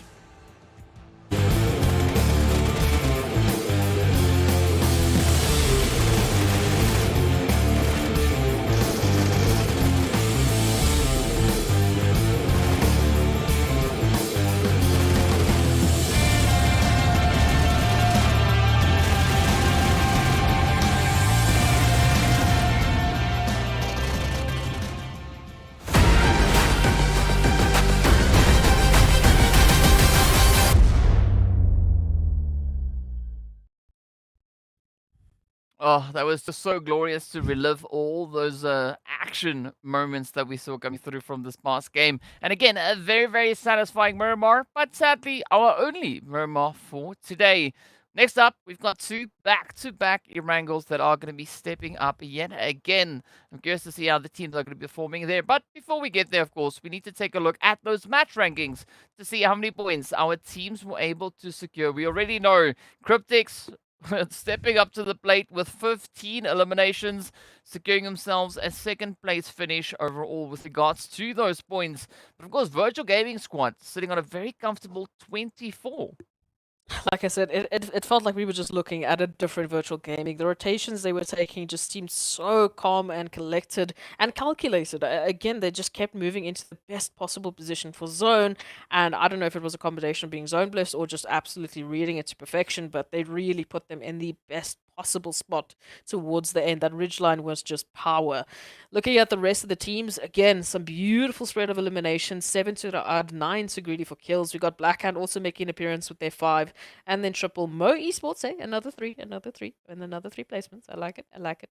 And TEAMLAG making a wonderful appearance on the first page. So overall, a nice, healthy chunk of change and chunk of points that these teams can really take to their tally. Oh yes, definitely a very decent chunk of change coming through on that one as we move to the second page. Ooh, ow.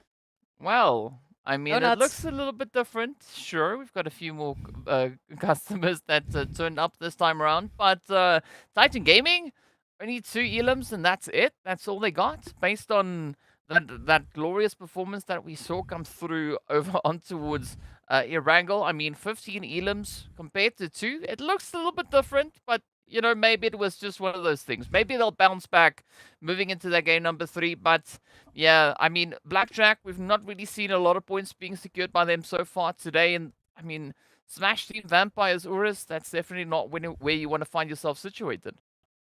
No, look, it's really odd to see these teams over on this side, or us to see them at the bottom. It's heartbreaking, but someone has to do it. When you have two teams taking double-digit eliminations away from you, maybe there's not that many options really left. We also had a good portion of the eliminations all the way on the first page, so it does make sense in that regard. But it's just tough to see sometimes. However, that is the last Miramar of the day. So if CRYPTICS and their superpower really is just Miramar, then unfortunately it will be short-lived because we have that double dosing of Erangel, and we need to see who's going to be the teams to step up and be the Erangel kings and really take those points. So far, Titans, they at least are some consistency in the mix, Mm-hmm. Yeah, 100%. There is some good consistency in the mix. But yeah, let's see what Erangel has in store. Of course, we are going to be taking a very quick break. So be sure to stay tuned, and we'll see you guys right back afterwards.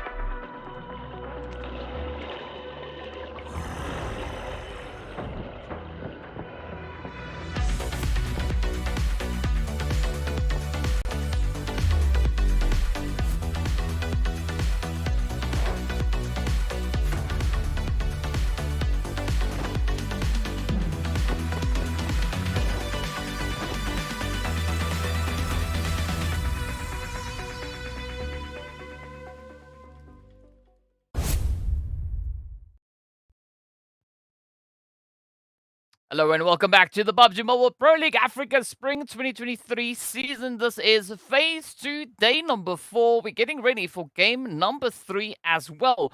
But before we get into the action, of course, we need to give a big shout out to Monster Energy, our official energy drink partner for the PUBG Mobile Pro Leagues.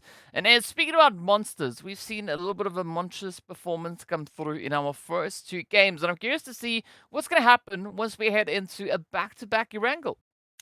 Like we said, I believe it was a few days ago, on that Friday where we had that double helping of Erangel, that double helping of Miramar. If you're one of the groups that actually have that opportunity and you don't have to sit out for one of them, it's a really good opportunity because you can immediately implement any changes you need after the first Erangel. You know what works, what doesn't work. You know exactly what the drops are going to be looking like, just, barring the flight path. But I think we might be seeing an upset. I think we might be seeing a bit of a change up. So we saw CRYPTICS really picking up those ridiculous amount of points there on Miramar alongside Virtual Gaming.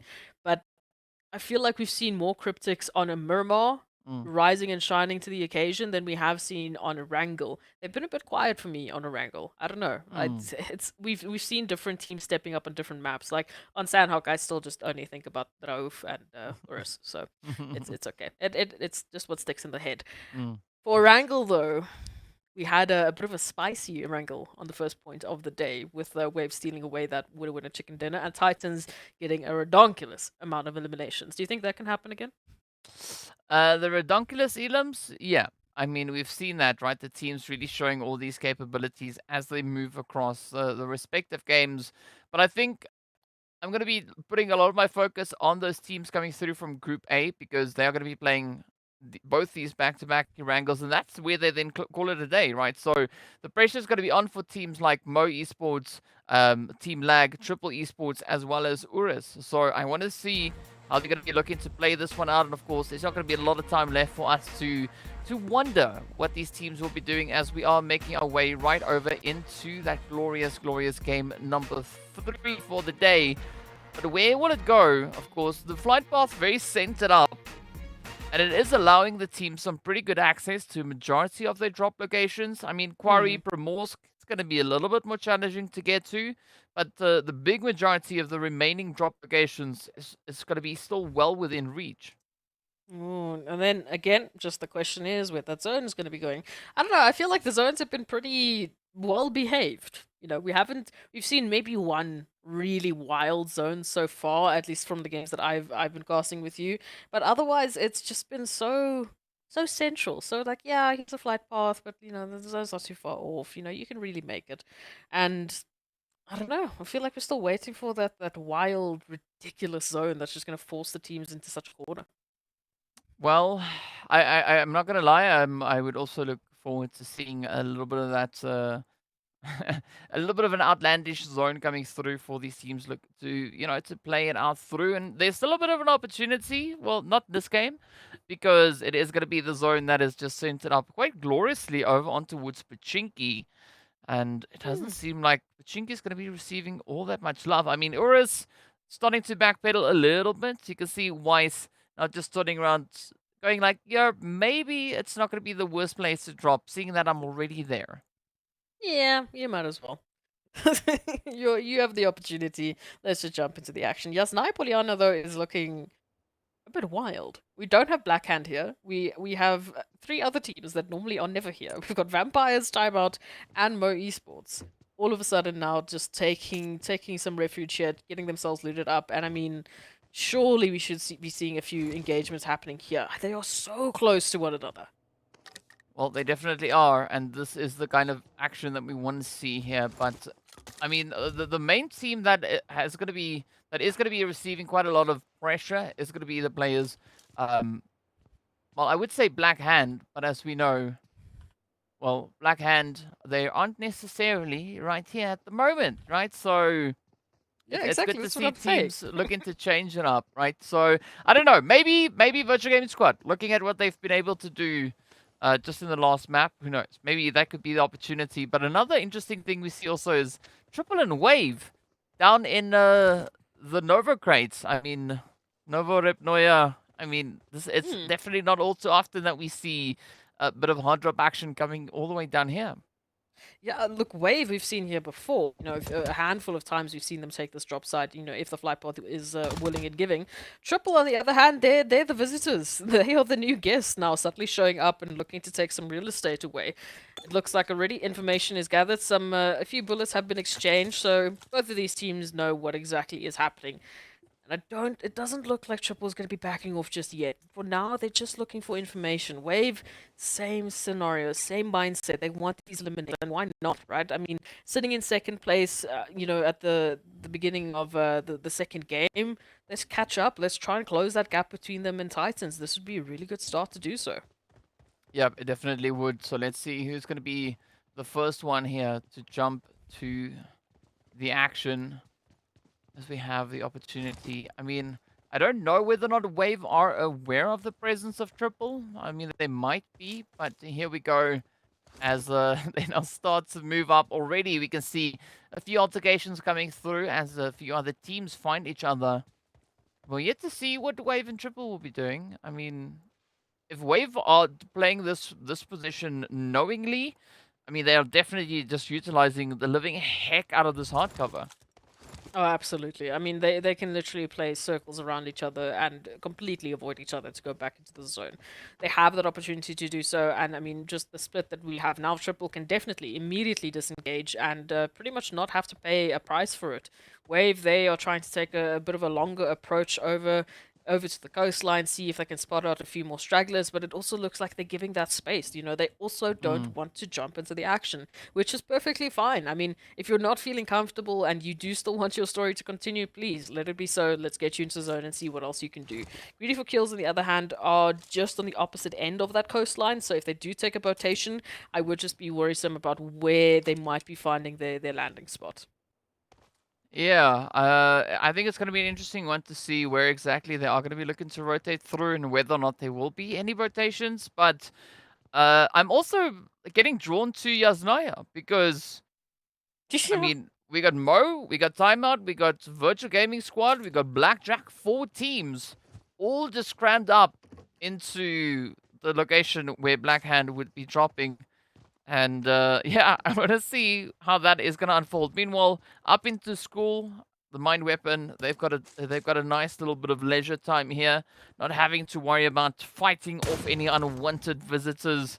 Well, maybe a little bit of a pre-fire or misfire coming through there, but as we now head over into Yasnaya, it's gonna be timeout. Looking on as Mo Esports start with their on foot rotation. A little bit of an on-foot rotation. Getting some information potentially, but it doesn't look like they spotted out timeout. I just think they're going to be just, backing off for now. Yasnaya is looking just ridiculous. I mean, if we take ourselves back to the first Erangel of the day, Blackhand were left alone. We literally had Zone almost centering up to Yasnaya, and there was no one. It was only Blackhand on the outskirts. And then, boom, second Erangel comes through, and everyone just wants a piece of Yasnaya. So, also just coincidentally, while Blackhand is not here in the lobby, cough cough, but we like to see it. We like to see a little bit of that respect. And even though we would have expected some hot drops or some engagements, we've only had one player be dropped, and that's from Mo Esports. So ultimately, it's been pretty quiet. The rest of the teams also now just trying to find their footing in this new zone. You can see Titan still holding onto Farm and Milta. Triple and Wave, for those of you who are following their movements, they're still on the military base island, but they have completely disengaged from one another. They might even be taking opposite bridges at this point in time. That's how far they're disengaged. So we're going to have to wait a little while before we see some action. Yeah, I mean, if you don't have popcorn already, maybe go grab yourself a little bit of that while we wait to see what these teams are going to be bringing through. Meanwhile, CRYPTICS moving into a lot more of a centralized positioning here. I like this proactiveness coming through from CRYPTICS, exploring their available options. But we are seeing a little bit of a vacancy now coming through towards that western side. And, I mean, the team's pretty much just scattered towards the east. Right, so this plays gloriously into vampires because there's no one for them to worry about within at least, I'd say, that's what, maybe 1.5 kilometers. There's no one close to them, so they can just do whatever it feels, whatever they feel like doing without making too much noise, just enjoy hospital and all its glory. While the rest of the team, crammed up a little bit closer towards each other. But here we have it, right? It is all going to come down to where this next blue zone is going to be shifting towards. I have to ask a question, DGM. How do you enjoy your hospital? Well done. With a nice little bit of side, the nice side order of, maybe a few fries, maybe a bit of a salad, or you could always, add a little bit of zone into it as well. Anything to just spice it up, give it that little bit of zhoosh. Why you do this? Why you do this? Okay, but it's fine. Moving on. As we take a look at this wonderful map, we are going to be centering on up closer to a little bit of that Gatka action and still involving Everest, which is also an interesting point of contention. CRYPTICS doesn't seem like they're going to be going for it just yet. Looks like they're still going to be sticking to the center. We've got some ruins in play as well. So we should be seeing some pretty interesting zone play quite soon. But again, still 16 teams, and now they need to start cramming on up into center. Well, let's see how much cramming there will be as Greedy look to push on forward. I mean, we saw such a strong performance come through from Wave in the first Erangel, but Sneaky looking at where they performance. are now. Yeah, sneaky, but I mean, still, it's almost kind of not really in the same place. Maybe a little bit more west from where it was initially. But Wave's still going to be hanging out in the blue. I mean, they're not going to be pushing forward. RUKH, I like their positioning that they're going for here, looking to play in towards the ruins, just utilizing the space, and at the same time, not being spaced too far apart, right? Really trying to play the terrain here. So I want to see if they'll be able to capitalize on this and maybe secure a few eliminations along the way.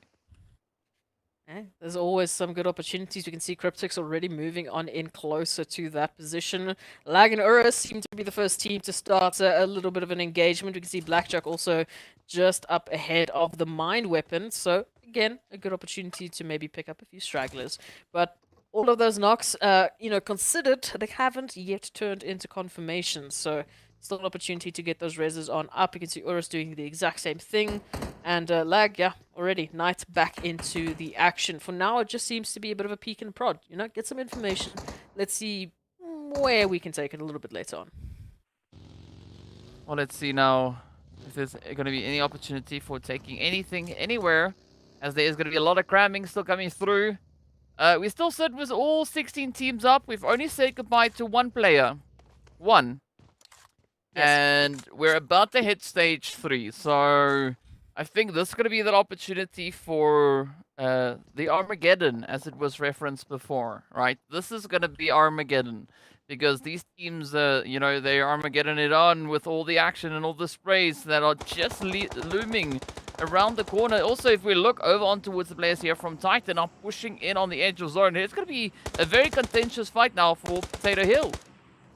Hey, Potato Hill is something we haven't seen in a while, so hello. Thank you for giving us a little bit of that treat. Titans, of course, going to be the first team to try and find some eliminations, but they're up against none other than GREEDYFORKILLS, so head-to-head here towards that southeastern portion of the zone. Blackjack, in the meanwhile, finding Virtual Gaming, so we'll have to wait and see how they might be able to get themselves out of it, or if we'll have to say goodbye to Virtual Gaming as the first squad. Questions. Titan, though. A war of attrition, going to be finding that first one. Zuxi going to be going down, and an immediate clap back here from Titans to GREEDYFORKILLS. Oh, here we go. Don't get greedy. Just push. Wait, hang on. Virtual Gaming Squad getting wiped. Down they go. The first team in. The vehicle's flying in the lobby. But of course, here we go. Titans and Greedy are right down to business. And this could look to be another exciting performance coming through from the side here of Titans. I mean, a lot of knocks. We've got no confirmation secured just yet. But where will it go as Rhino is taken down? And that is Titans now picking up 4 elims just like that. Hello, here it is. Like we said, Titans just back in action. It just looks like they just don't want Miramar. Give them grass, give them the beautiful bread and butter of PUBG Mobile, and they are just happy. They are just ready to bring in their items. So here it is, already 4 in the pocket. We've got the Mind Weapon following suit with 2. And here we go. Vista and Triple. Oh, what a rotation. Triple, again, just to remind you, they all the way had to move up from the military base island. Now they have been reduced to only Thor and a little bit. Only Thorn a little bit. Well, I mean, yeah, it looks like a little bit less than that. But either which way, off they go. Triple getting packed and shipped out in 14th place. But where will it go towards next? Because, well, we still have 13 teams left and 50 players to shake things up. Yeah, it's only going to get more and more heated from here. CRYPTICS moving on in right below Vampires. A little bit of a spot out, of course, as Lazy Boy has been reduced to a little bit as well, unfortunately. And I don't think CRYPTICS are going to be able to get that res anytime soon. Vampires do want this confirmation as soon as possible before CRYPTICS get up to their usual nonsense and look for revenge. Let's see whether or not they're going to be able to get any of that revenge to come through now.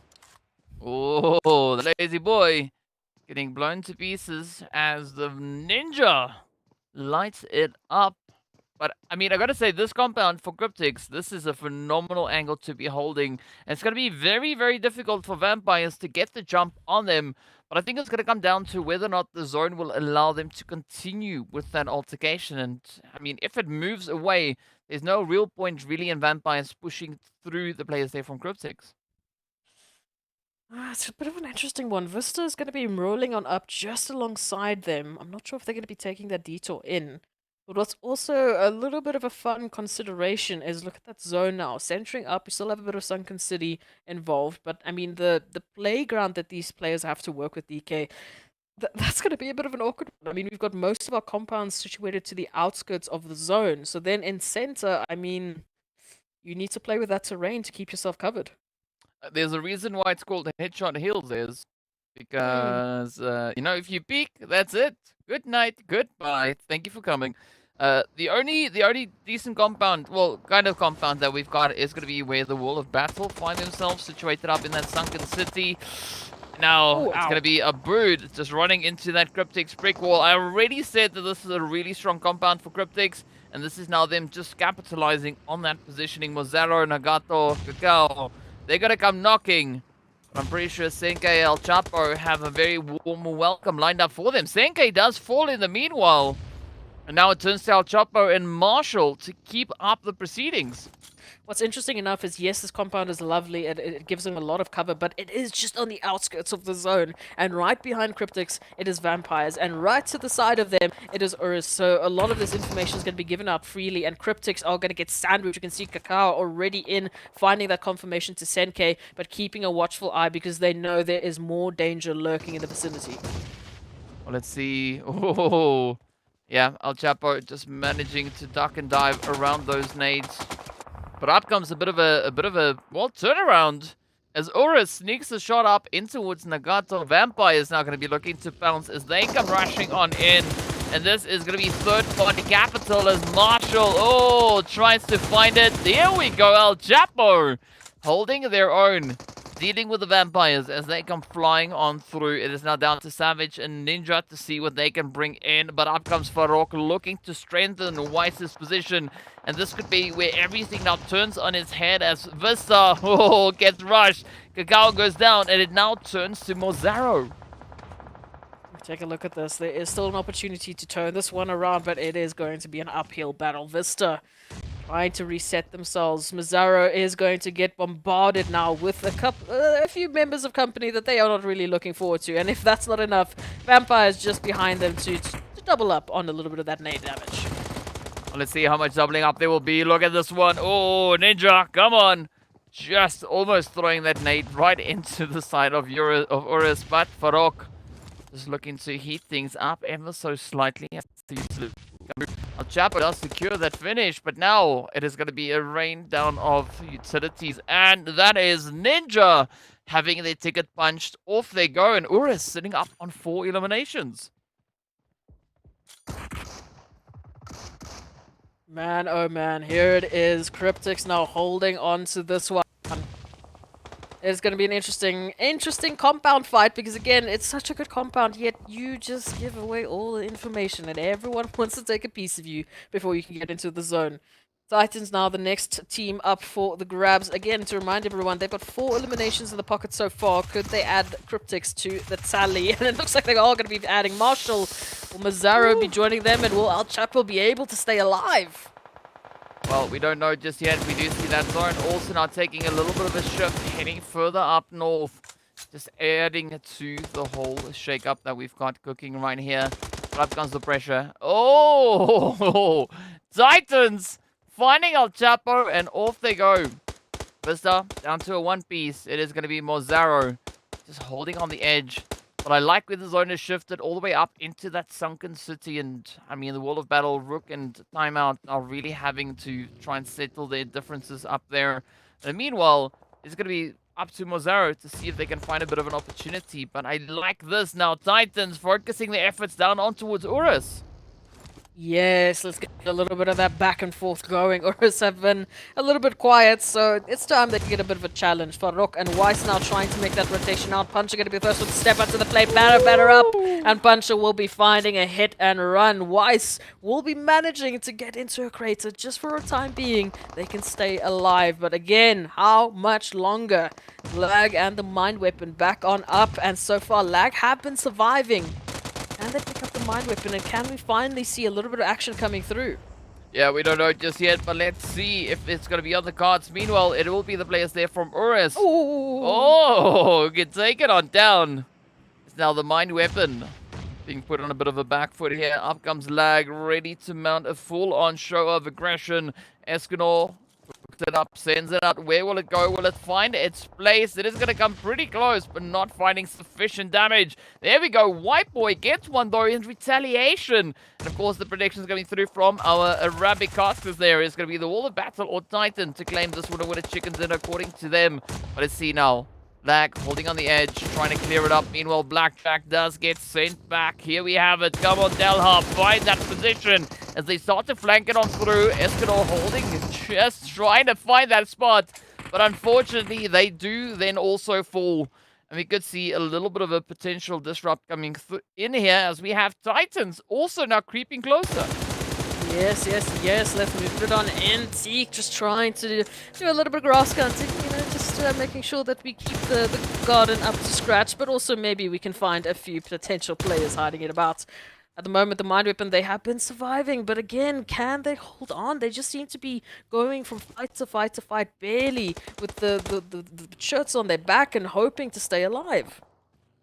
Let's see what is going to come through now, as everyone has to make a play for it. It does seem like Titans going to be focusing their efforts more on that zonal positioning while still keeping a little bit of pressure on the side here. The players from the Mind Weapon. It's going to be the play now to come up. Oh, Zar gets spotted out and down they go.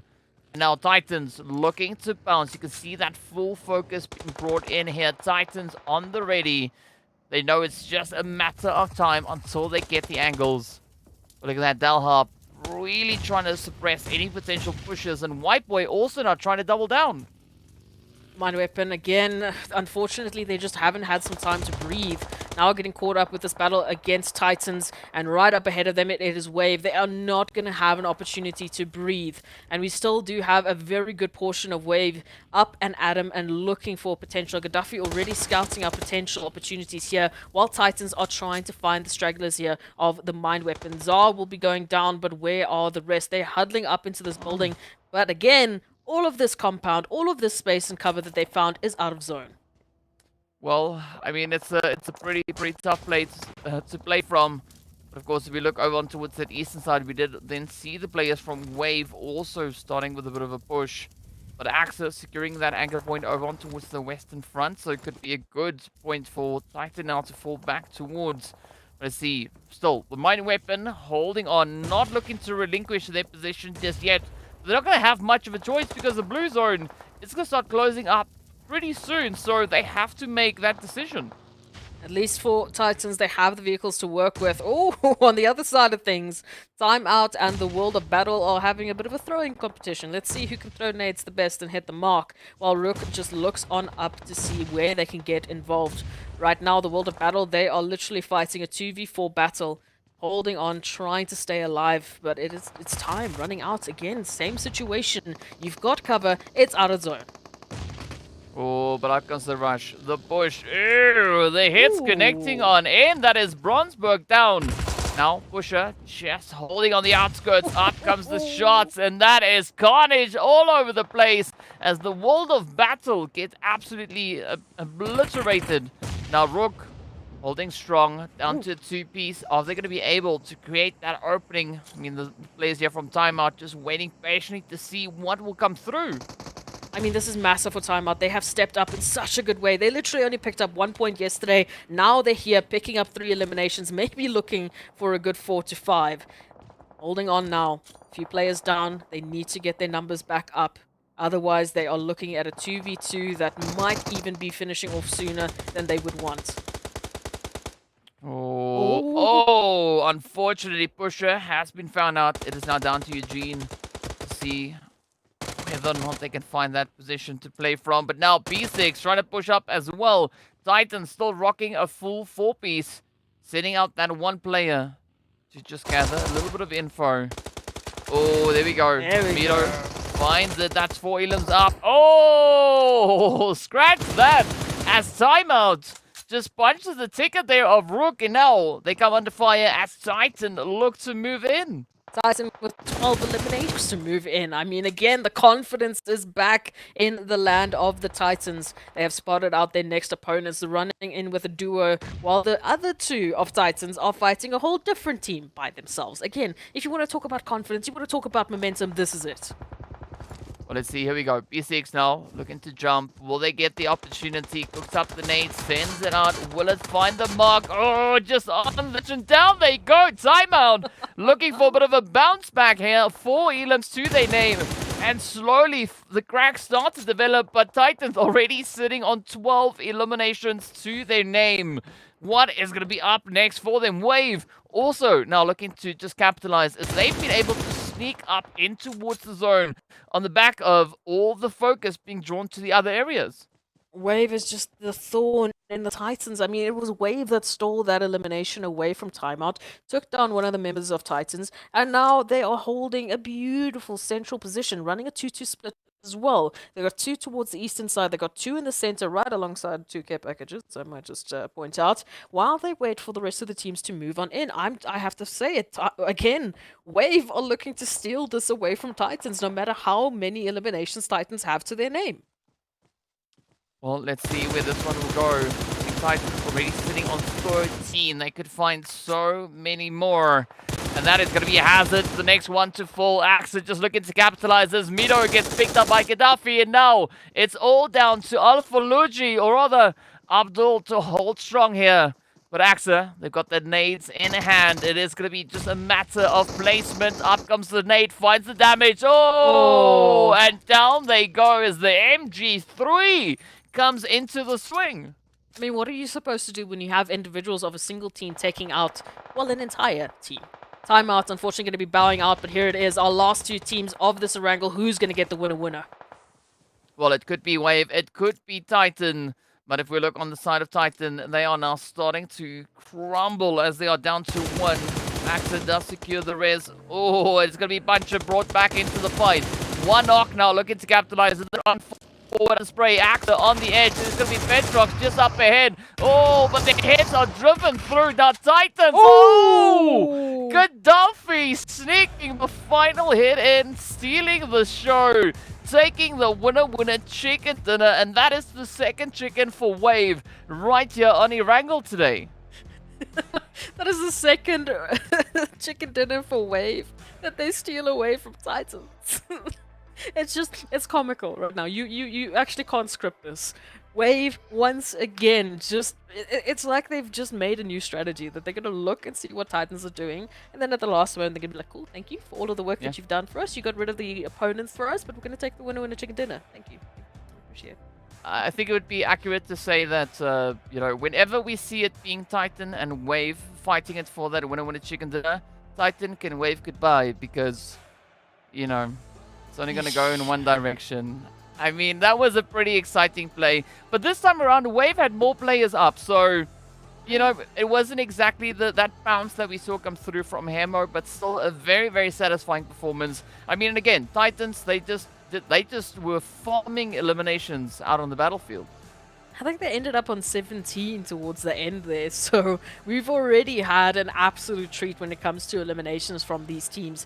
And yes, there's a little bit of a different balance. I mean, yesterday we were talking about how all the players and the teams that had those leading eliminations would normally be the ones to take the winner chicken dinner, but Wave have literally just broken that record completely and stolen 2 away from Titans, who were very deserving with all the work and foundation they laid down. I mean, the battles they kept taking. And again, I have to highlight it. Titans as individuals are terrifying. We had 2 players on one side of the map, 2 players on another side of the map, just fighting completely different teams by themselves. Yeah, crazy. Let's take a look at the highlights.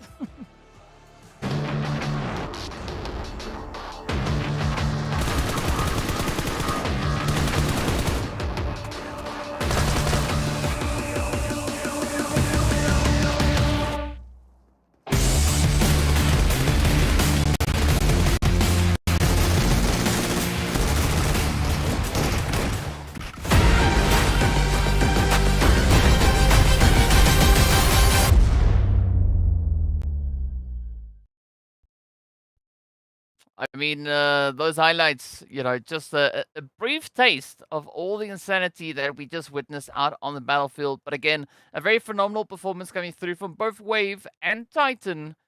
But we also have to take a look at the points, right? To see what that situation is going to be looking like. As we know, these teams have been working so hard to secure everything they can. Titan Gaming, again, hitting it up with 23 points on the board. And, I mean, this is looking really healthy on the side of Titan. We know in the first match, they picked up 21. So going 2 points over and above that. I do have to commend Wave as well. I mean, previously it was pretty much just the placement points, I think like 3 eliminations that they had to work with. But this time, as you said, they not only had better numbers, but they also picked up a lot more eliminations. So they're looking much stronger, much healthier in terms of the overall points that they're gathering. And I'm still just loving this consistency in terms of the elimination spread we're finding in the top 8. Our top 8 teams are again just capitalizing on eliminations and they're sticking true to it.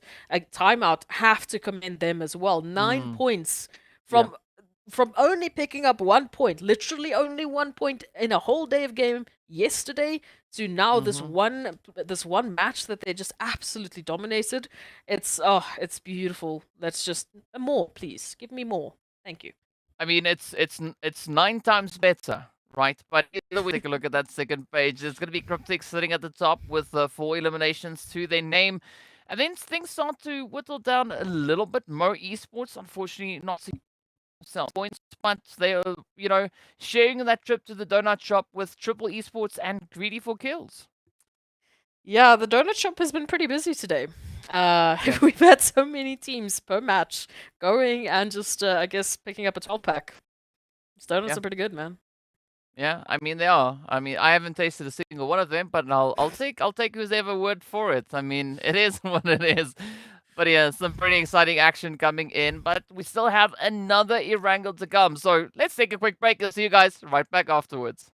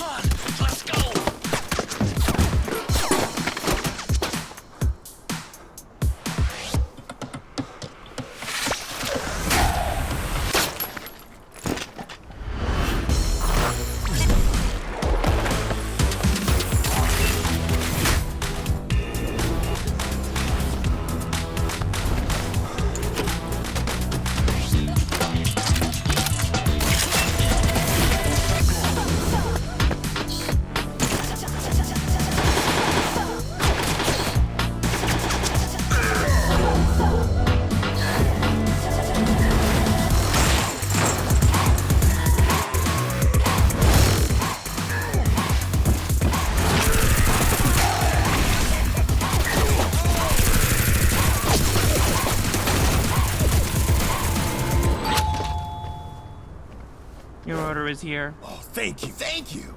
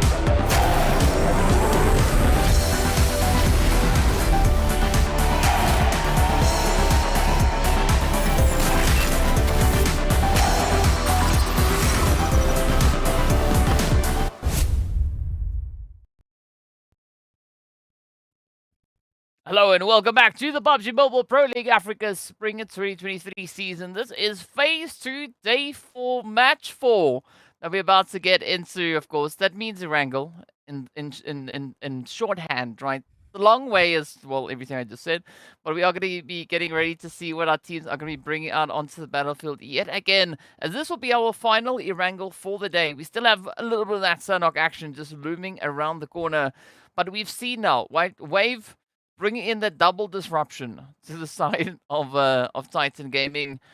Moving into game number 4, as we know, at least there is going to be a little bit of a change up, right? We're not necessarily going to be having the exact same teams playing. It is going to be the players now from Group B who are going to be sitting it out. So Black, Titan, Vampires, and the players then from Vista. So I don't think Titan have to worry too much about someone disrupting their performance here. We also get to say hello again to, teams like Blackhand who had to sit out on this first Erangel. So hopefully they'll be taking Yasnaya Poliana back. It will be their territory once again, and we won't be seeing like 5 teams just hunkering down on the apartments there. But yeah, one more Erangel, then we go into the lovely Rumble in the Jungle to finish off the day to see, how much energy these teams still have left. Yeah, a little bit of that slung walk action that is going to be coming in pretty soon. But yeah, there we have it, right? Group A also now going to be playing their final match for the day. So that's going to be Mo Esports, Lag, Triple, and URUS. So the last opportunity for them to bring in as much of an upset as they can manage. I'm curious to see how they are going to be performing for this last game. Yeah, I mean we've had a few interesting points. I mean, Mo Esports also been picking up a bit more eliminations. They've been a bit more active. They've been getting to the later stages. So there's definitely some change that has been looming in the Mo Esports front. We've been seeing virtual gaming bringing up a new rise of their domination. So let's hope they continue this into our last Erangel of the day. Well, I mean, this is where we can say we want Mo, but well, let's see what is going to happen as our flight path then finds itself all the way in that northern edge, just on the side of the shooting range, heading right down to the Sosnovka military island. Again, a relatively centralized flight path. It is going to be limiting to, I mean, I would almost say Yasnaya Poliana, maybe Mansion, Prison, Lipovka. That's all going to be, well, just a vehicle trip. Just a quick hop in the vehicle and you get there. But I guess to see what that distribution is going to be for the teams. Yeah, we did have a little bit of the action there towards the military base. It looks like a few more teams have started to focus onto that section. Again, zone is going to be the question for me. I mean, just the spots that you laid out would have been the perfect zone, honestly, with this flight path. The teams can jump into the vehicle immediately and just start trying to guess it out. Because we haven't said hello to Malta in a while. And the Titans aren't here. So Titans can't be playing Malta. They don't have the opportunity. So let's just, give a bit of love. So they can just, be a little bit more angry. Come back to me. Well, ask and you shall create. Right. I won't say ask and shall receive because, well, not really. But here we go. Titans, I think, would have been super happy with the zone had they been here. But now we get to see who's going to be those teams looking to step up and capitalize. We know in the previous Erangel, seeing that Black Hand weren't playing, we had 4 teams moving into Yasnaya Poliana. So what's going to be the situation this time for Malta? Yeah, who is going to be taking up the space? I mean, we saw what happened in the previous map, Black Hand not being there, so, we had a few more teams taking that opportunity towards Yasnaya Poliana, and now Titans, they're not going to be chilling in Malta, so, I mean, hello, let's see a little bit more action towards that front. So, Mo Esports and Wave, hello, what is happening here? Already we have seen a player drop. It has been from Mo Esports, yes, for those viewers at home. Indeed, Hates is going to be saying goodbye. But is it going to continue for the rest of Mo? We've got Paradox at least with a bit more weaponry than we have seen previously. But what is Wave planning? Well, we can see Bum Bum and Ko also just rotating up. Well, I hope that they are rotating up in the distance. We can keep track of them as we can see them moving that little in the background. That's them.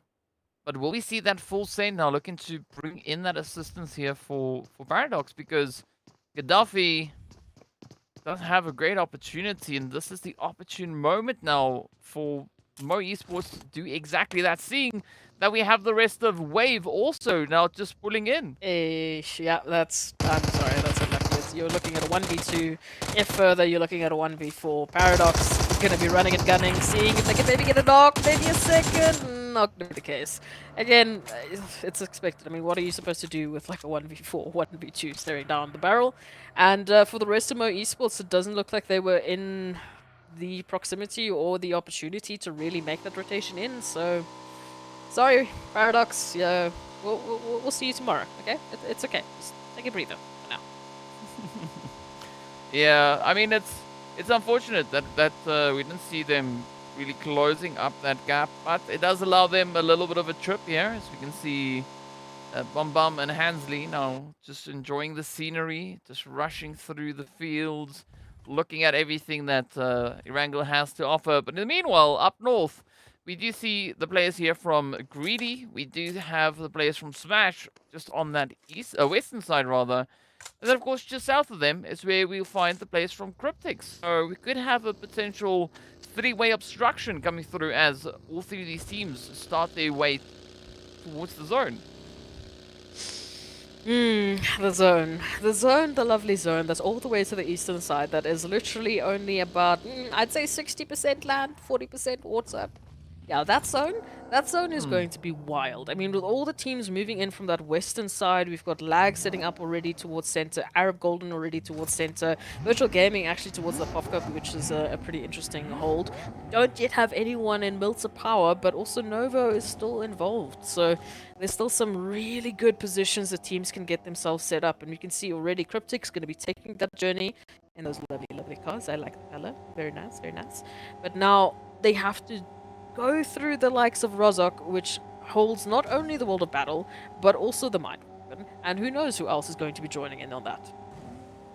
Yeah, we don't know. That's a great question to ask, right? We'll find out, though, hopefully soon enough, who's going to be joining in on the chaos here. But yeah, that zone is starting to clear up, at least on the western side, as the teams are heading further east, looking for that zonal positioning. I mean, Bum Bum and them now finding the eastern bridge.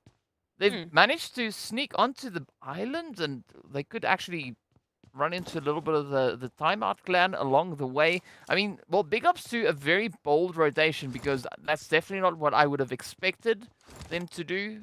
But yeah, it does seem like they're able to evade the majority of the carnage, and instead Mo are going to be heading over in towards Novo. We've got the players here from, well, Timeout with a 2-2 split. And they are playing on either bridge, potentially. I mean, at this point in time, we can see RUKH just up ahead. It doesn't look like they're going to be stopping anytime soon. So they're going to try and move a little bit more towards the east, which I like. Timeout might be sticking around. I'm not sure if they did see Mo Esports making that rotation in. If they did, maybe, again, there's a good amount of information that would give them good reason to stick around. They've got RUKH right up ahead of them, so they can wait it out. So they can maybe get some elims. They can set themselves up good for a nice Erangel. Again, just to capitalize on the work that they've already done, this would be just the cherry on top.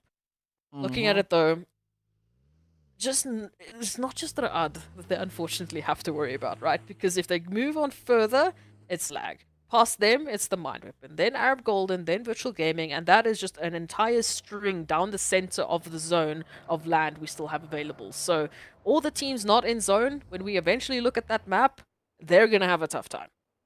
Yeah, and there's going to be a lot of compounding coming through as well, as we know, right? These teams still having to try and just squeeze them into the zone itself. But, of course, speaking about squeezing, Lag have the opportunity to try and milk this as best they can as a Timeout. Now, head on forward, but back at the same time. So, not quite sure where they're going to be looking to pull in towards. Oh, look at this Hazem now, just lighting it up, shooting through the trees. I mean, that is just a perfect precision. Through the smoke, through the trees. I mean, just name it. Doesn't matter. Rod, we've got your number, and they're looking to take it down. Well, up comes again. Trying to push it through. Does find the leader, I mean, whichever one. But here we go. I like this position from RUKH. A great position to leverage everything that they can find. It doesn't seem like the players from the side of Timeout are going to be looking to stick around. I mean, they had greater success closer to the bridge, and that is exactly where they'll move towards. But Lag also now just stepping up for a slice of the pie here.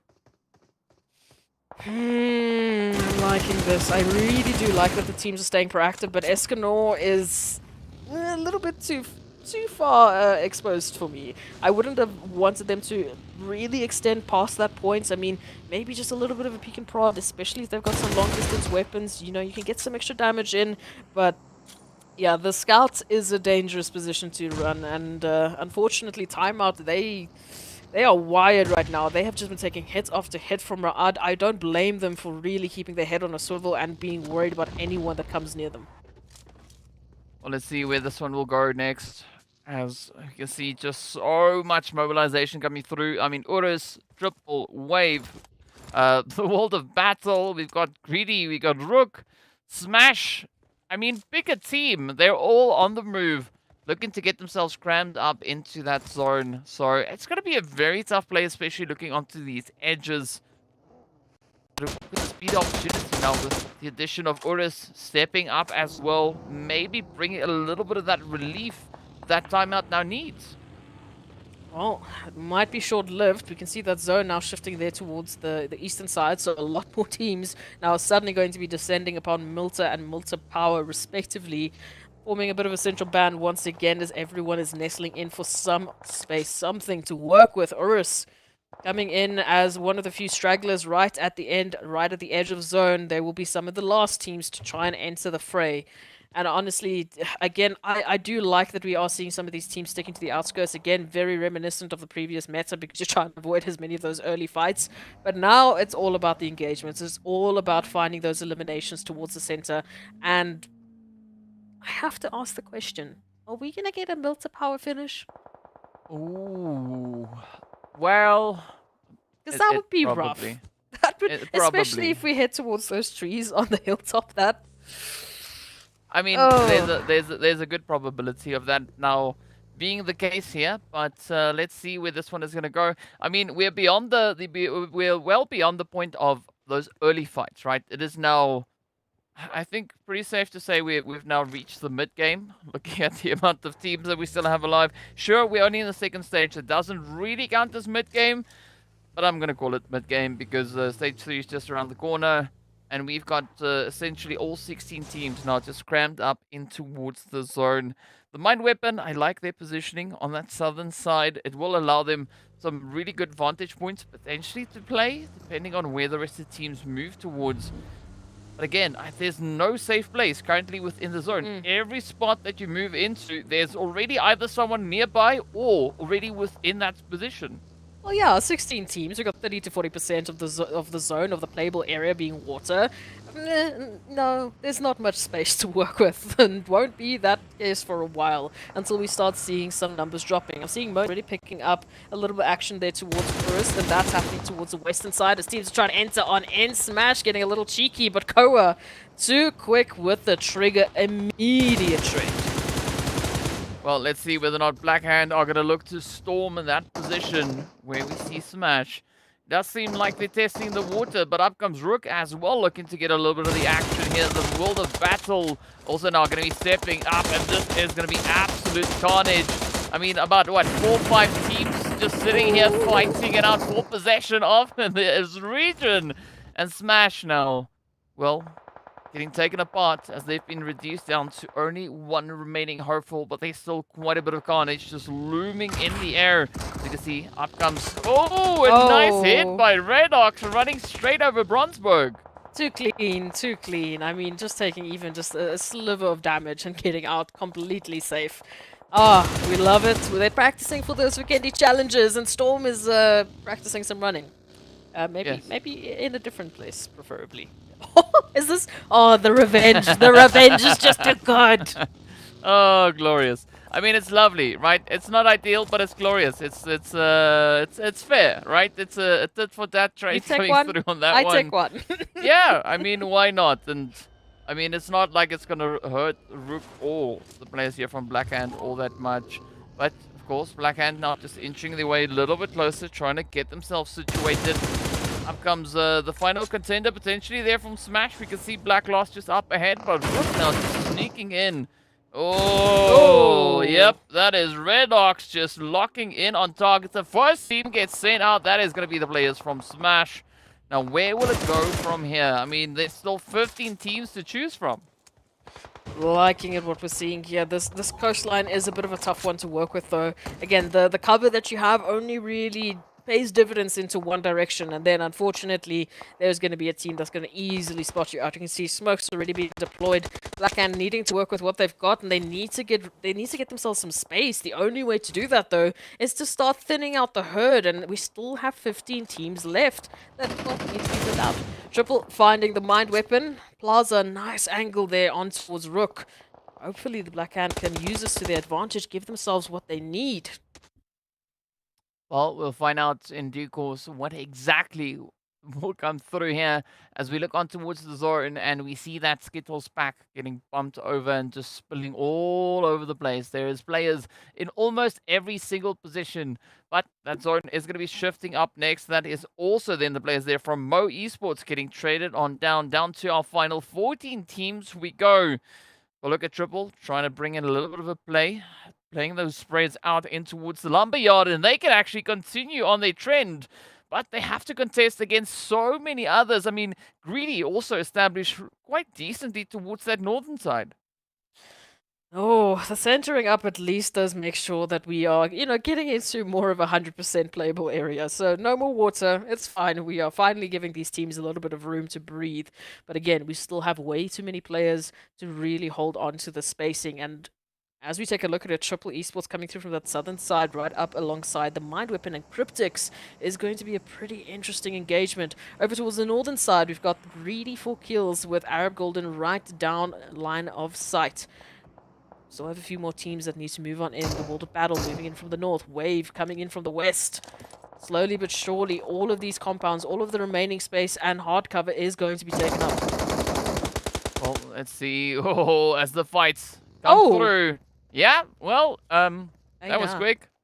Black Hand now just having a hand in the, disposal of the players there from RUKH as they are sent back. We do see a lot more action now starting to come through as the southern side starts to light on up. And here we go. It is going to be the Mind Weapon and RUKH looking to fight for contention off this compound. But who will be the one to get it? Because the Mind Weapon, as we can see, I mean, they're sitting right here with still a full 4-piece up. RUKH, this health was not looking all too optimal, but it's not going to deter them from pushing forward.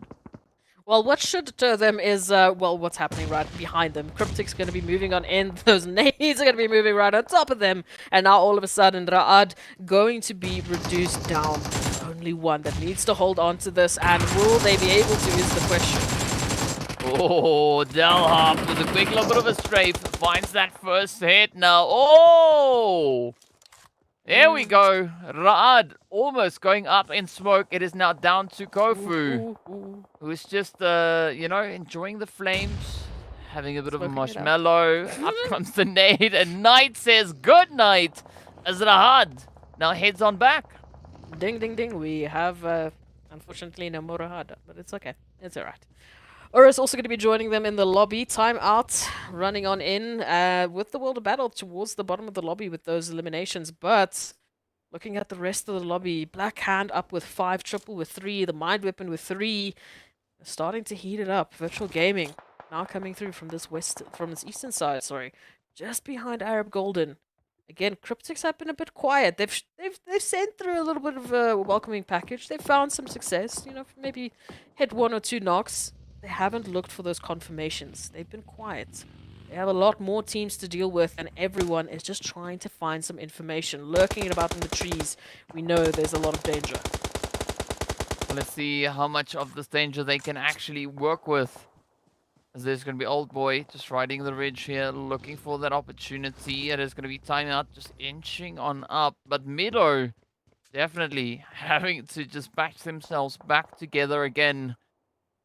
Unfortunately, we can't exactly slide down the hill like Humpty Dumpty, but let's see what is going to happen next as we wait for that zone to shift.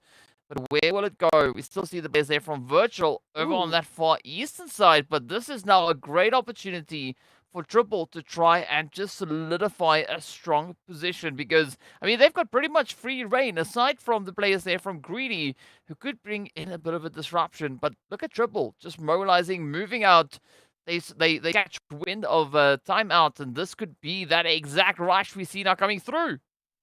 Oh, we love it already. Running in that 1-3 split. We've got an old boy giving themselves cover while the rest of Triple Esports move on in for the finish. Hazard and Mido now all of a sudden they need to deal with an enemy that they weren't going to be expecting anytime soon, but Triple just too quick on their feet. Well, let's see. Will they get timed out or will it be a triple dose of action? Just come on in. Mido, Hazard, each occupying a different building. So this could actually play out quite favorably for them if they're able to prioritize these altercations. The utilities get sent downstairs. There we go. The first one found on towards Morteza. Kimo. Oh, going to be looking to be the next one stepping up for a shave. Oh, down they go. It now turns to Thor. And Mido just finding a beautiful crack in the door. Steps up, gets the confirmation, but now it's going to be that rush. Come on, Mido. Rush on through. Unfortunately, they do fall. As the shots come in, Old Boy reaching in from way, way off in the distance. And that is just where the Overwatch just pays such great dividends. But now Hazard looking to welcome Old Boy in. And this is going to be that rush opportunity, almost getting dealt with that DBS. But where will it go next? As Old Boy and Hazard has to face off. Thor just waiting in the wing. But there we go. It has been confirmed. Timeout. Getting sent back. Just when you think that they have an opportunity to move on forward. But they really put up a good fight. I mean, just being able to find 1 or 2 hits there, running away with 2, that's really going to help them towards the end. So I'm still going to give them a hand up. I mean, they did fantastically. Speaking of hands up, and speaking of someone who needs a little bit more help, it's going to be Lag right now. A9Q is going to be one of the only players still up, and Adam trying to hold up to the Lag name, while Wave and the World of Battle look to finish it up once and for all. Oh, yep, here we go. They got a healthy dose of carnage on the plate, and there we go. Come through with a beautiful rush, and that is Wave now, just settling the players there from the World of Battle. Down to the final 8 we go. It's still going to be the players there from the Mind Weapon and Lag, fighting for possession down on that southern side. But as we move up towards the northeast, it's going to be Blackhand and Arab Golden. Look at Koa here. Sending utility out, not exactly finding the point, but that is not going to stop them from trying to just keep that pressure up. Absolutely, and they really don't have much of a choice. They also need to be really quick on their feet if they want to be staying alive. Koa, honestly, how are you still alive? It's going to be the question for me. GREEDYFORKILLS are closing on into their position. Hopefully, for Black Hand, they might take a detour, but I don't know. Looking at that mini-map, I would be a bit worried. Black Hand need to get themselves space, and by that, they need to get rid of Arab Golden. Yeah, definitely they need to. Oh, that's not gonna help. As the Wanted now just quickly deals with good old Plaza. Goa has a bit of a play to make. Let's see what it reach. Oh yes, on point, finds quality. Here comes the next one on the heels, and that is Wafi getting taken on down. Wanted finds the hit on towards Koa, but now is the opportunity for RUKH to maybe come in with a bit of a clutch. And they have to, again, time is unfortunately of the essence. If they can get at least Wanted, they can really make this turn around for them, because GREEDYFORKILLS is going to be on the hunt real soon. Can't give them any time to work with. Thankfully, it looks like Zuxi might be delaying that heal, that res. That also does mean that RUKH knows that their positioning has been given up. They can't really get an exit plan going, because then they'll either be giving themselves up to Arab Golden or to GREEDYFORKILLS. Arab going to be holding on to at least 2 players, but now they have to deal with not only the remainder of Black Hand, but also GREEDYFORKILLS. Triple has been up to 8 eliminations. Just FYI, I missed that. Wow, that's that was Thor just putting a stop to Wave, adding a big tally of elims to their belt. But of course, now it is going to be Arab looking to push on forward into that zone, pulling up very close towards RUKH. And this is where we get to see what RUKH is going to be having, well, on demand here. Will we see that spray? Will we see more utilities come through? Or is this going to be the end of the road? Well, there we go. Nice nade getting sent out, but RUKH has been spotted out. Wanted Getting dealt Yes! dirty with that nade, but not sufficiently so to find the final hit onto Wanted. RUKH at least sent through that secondary nade, so they did get confirmation onto quality along with that knock. So that's one to add to the tally. Yes, they're still not out of the woods yet. Really not intended, but that's all that I can really come up with at this point in time, because I can see CRYPTICS moving in as well, right alongside GREEDYFORKILLS. And now, I mean, I have to say it's goodbye to Arab Golden and Black Hand. What can they do? Oh, it's going to be a tough one. Up comes CRYPTICS. Down goes Wanted, and that is Arab Golden getting wiped off. Up comes the Mollies on towards RUKH. Will he survive? So close. Oh, okay, he makes it.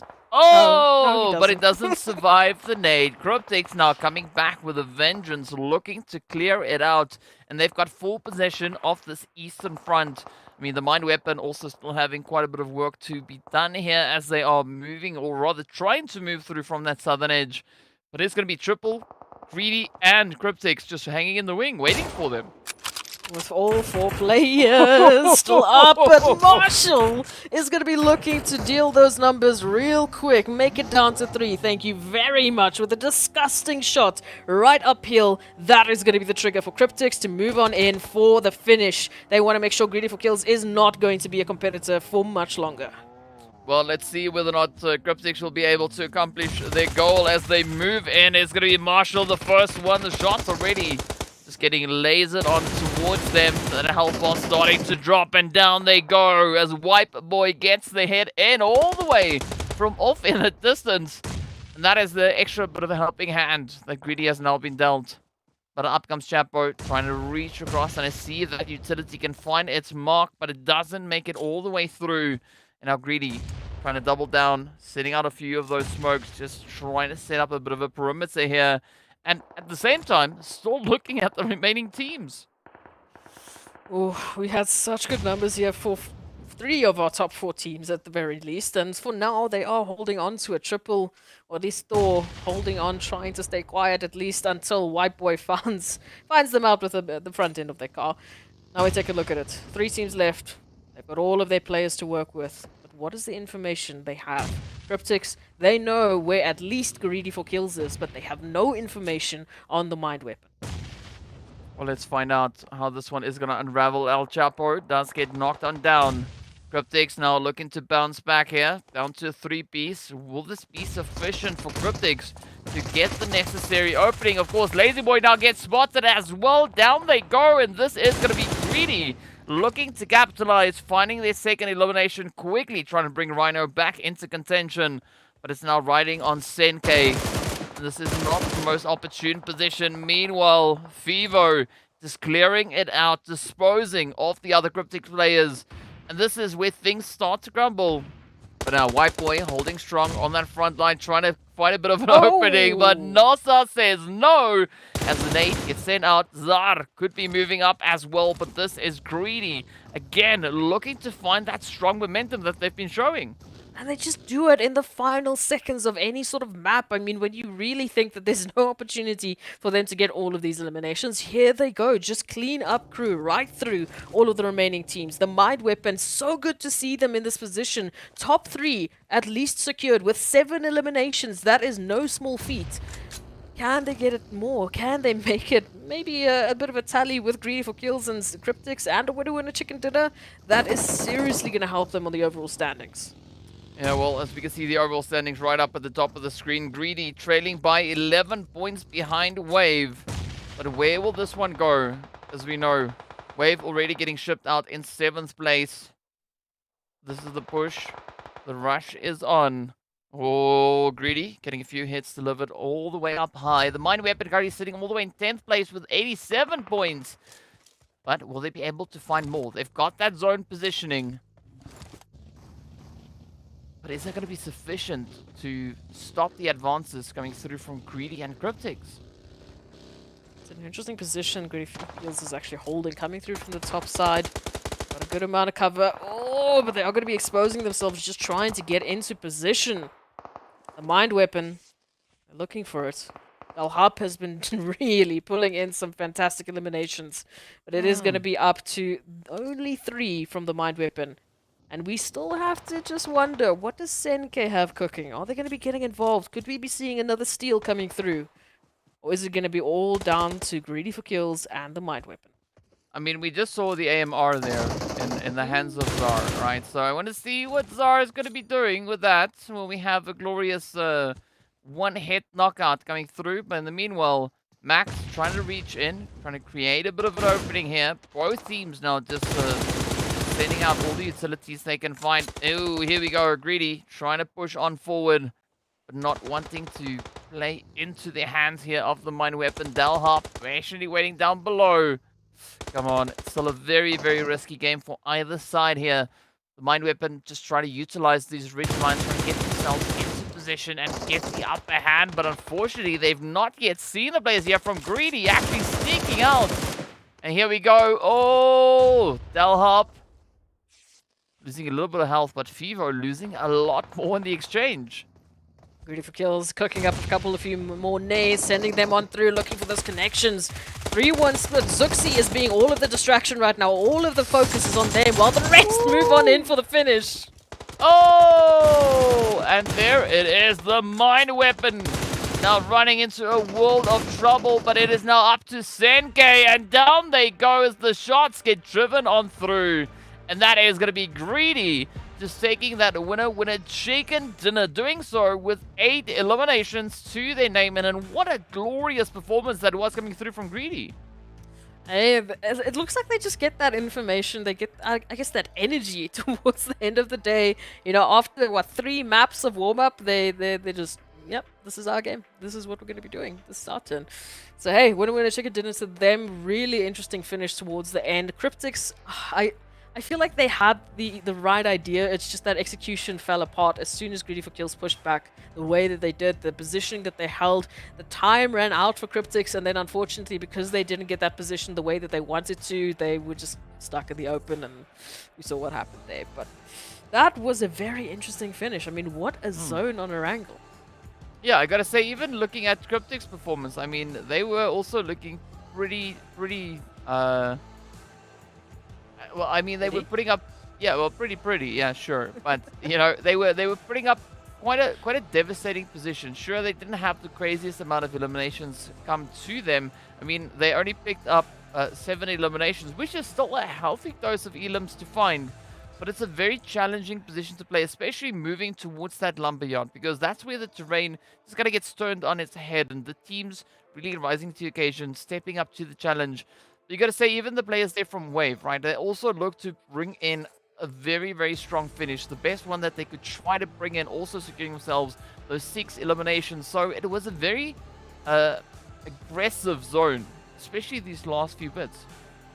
Yeah, it's been very aggressive so far, I think, tonight as well, because that's why we're seeing such a spread of eliminations, even towards the top 8. Even if we have one team picking up double, digits, we are still seeing them really picking up the pacing. But let's just go remind ourselves by taking a look at those highlights.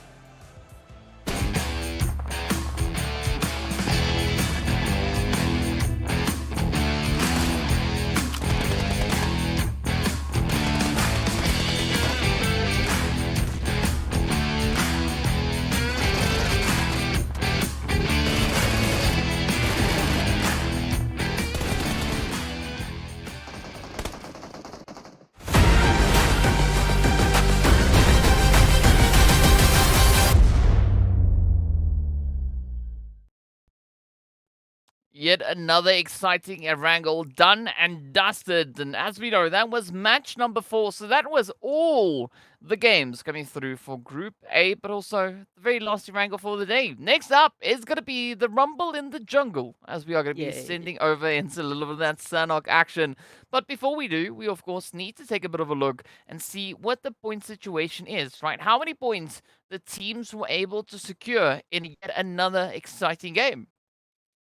Look, I am still expecting it's going to be pretty top heavy, with the teams picking up ridiculous amounts of double digits. But ultimately, what looked like to me seemed a very aggressive Erangel. So I'm expecting we're going to see a few more teams taking some eliminations. We might see a bit of spread, but we can go and take a look at it because thankfully I don't have to count all of these eliminations. We have fantastic people that do that for us. So let's take a look. 18 for GREEDYFORKILLS, obviously with that wonderful winner for Chicken Dinner. And then CRYPTICS not far off. Again, if they just won that top hill battle against GREEDYFORKILLS, I easily think they could have doubled their eliminations.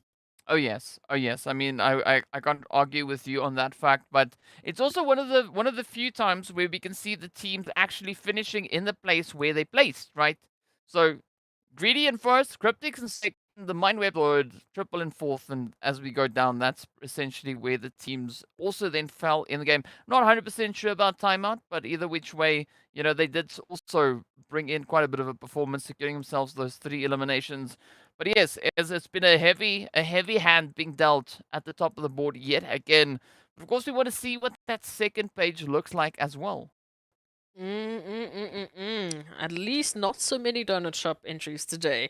Only have to really welcome Virtual Gaming, URUS, and Smash, as they didn't have any good luck into that match. But for the rest, I mean, Mo Esports bottoming up the tally with 1 elimination. Raad also, they made a pretty good attempt. They had some tough times ahead of them. The World of Battle also picking up 2. We've got TEAMLAG making an appearance, and RUKH. So it's very good to see such a healthy amount of eliminations on the first page, but we still aren't seeing such an impact where the second page actually has a better spread. I mean, I think the most you've seen on the second page has been about 3 eliminations. So the competition is tough, and you can definitely see who are the teams that are running through with the momentum. Again, not everyone can be at the top. That's just not how math works, but it is tough to see. Well, it depends on your calculator, I guess. I mean, That's a very broken sure. calculator if everyone's at first. But yeah, another exciting game coming through. But of course, as we know, right, Sanhok is going to be just after the break. So on that, we are going to be taking a quick break. So be sure to join us right back afterwards as we close up game number 5 here for day number 4.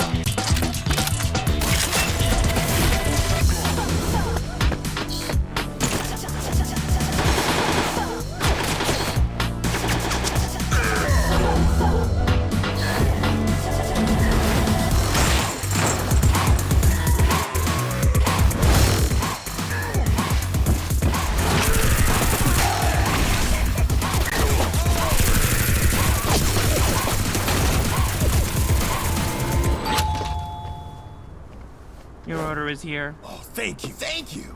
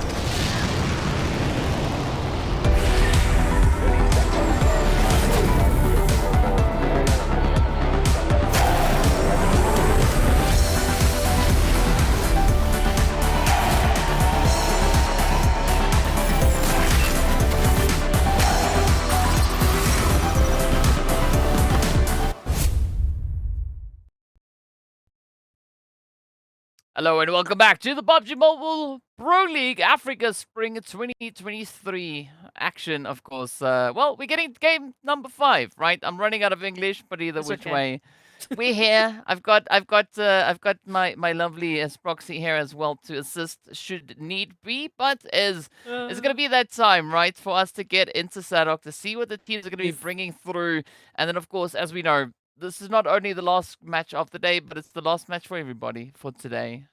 That doesn't make sense, but sure, let's just go with it and see what is going to happen.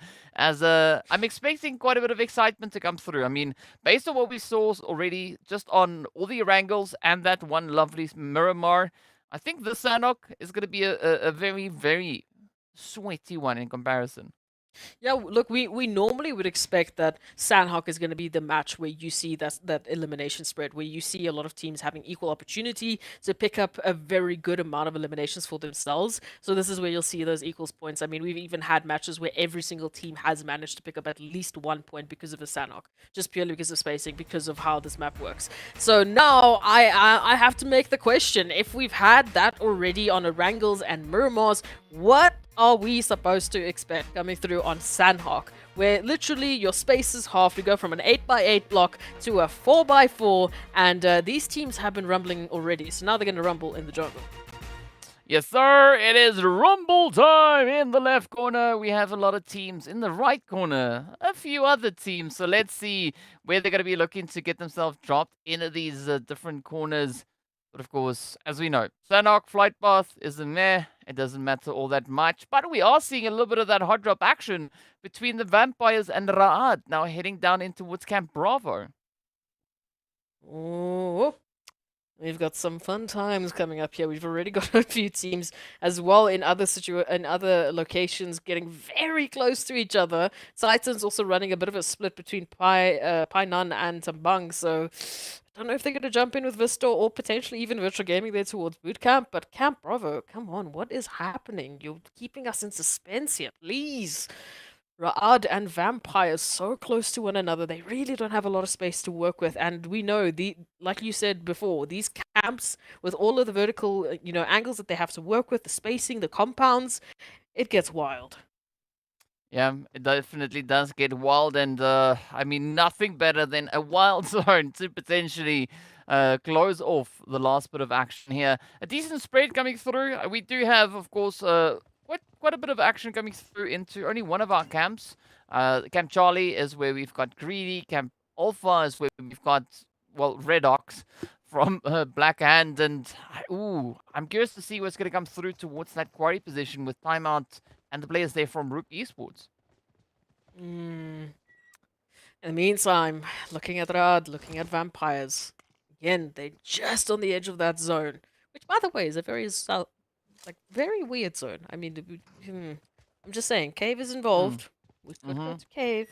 Just putting it out there for PUBG Mobile to listen to me. That would be great. Moving on to this one.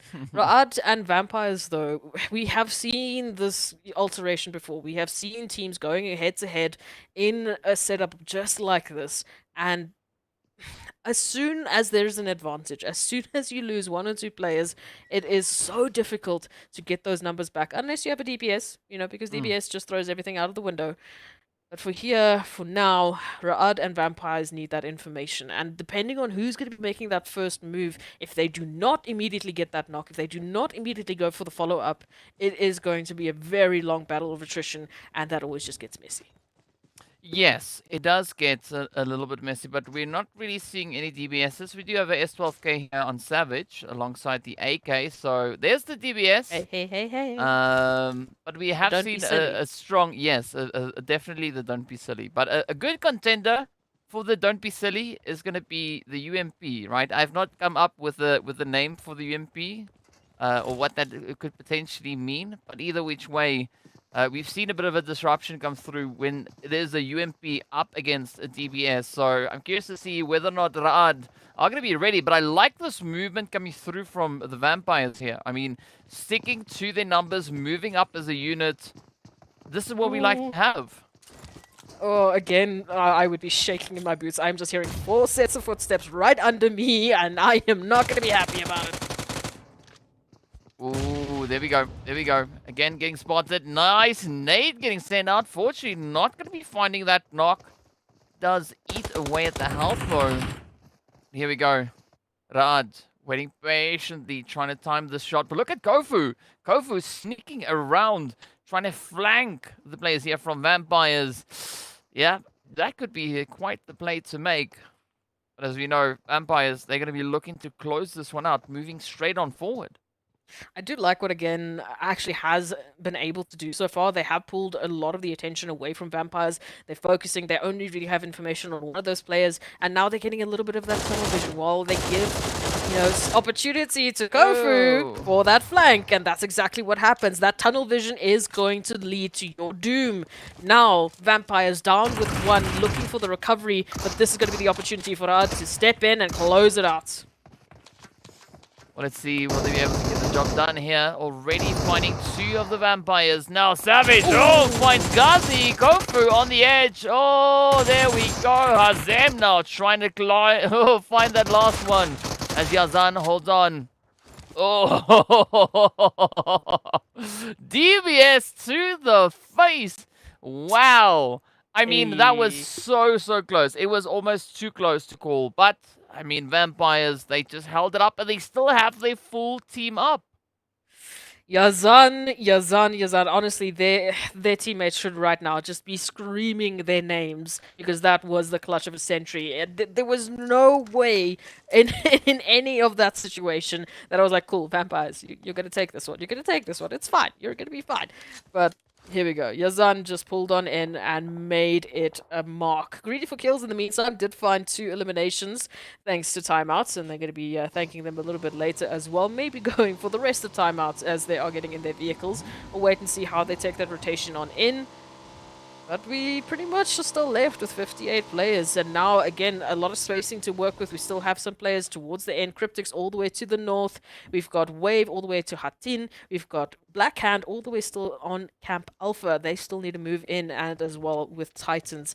Of course, Blackjacks and Arab Golden here towards the south. A little bit of a face-off. I don't know. Would it even be worth going for this at this point in time? Because Blackjack really could stop Arab Golden from getting into the zone. They could, but I mean, we know it's not only a zonal play, it's also going to be based on points, right? As we points at the top of the screen. I mean, Blackjack currently sitting all the way in 15th with 64 points to their name. And if we look on the other side, Arab Golden just trailing by 9 points. So it's going to be more important to Arab to get the clutch here on Blackjack than it is the other way around. Yeah, the impact is going to be massive again. We talk about that momentum. We talk about, obviously, the points that they could be adding to the tally. Wanted is going to be down, and that is going to be Blackjack. The signal is there. They smell blood. They know exactly what they need to do. Ooh, Hamori getting spotted out as quality. Delivers as their name suggests. Gets the spray.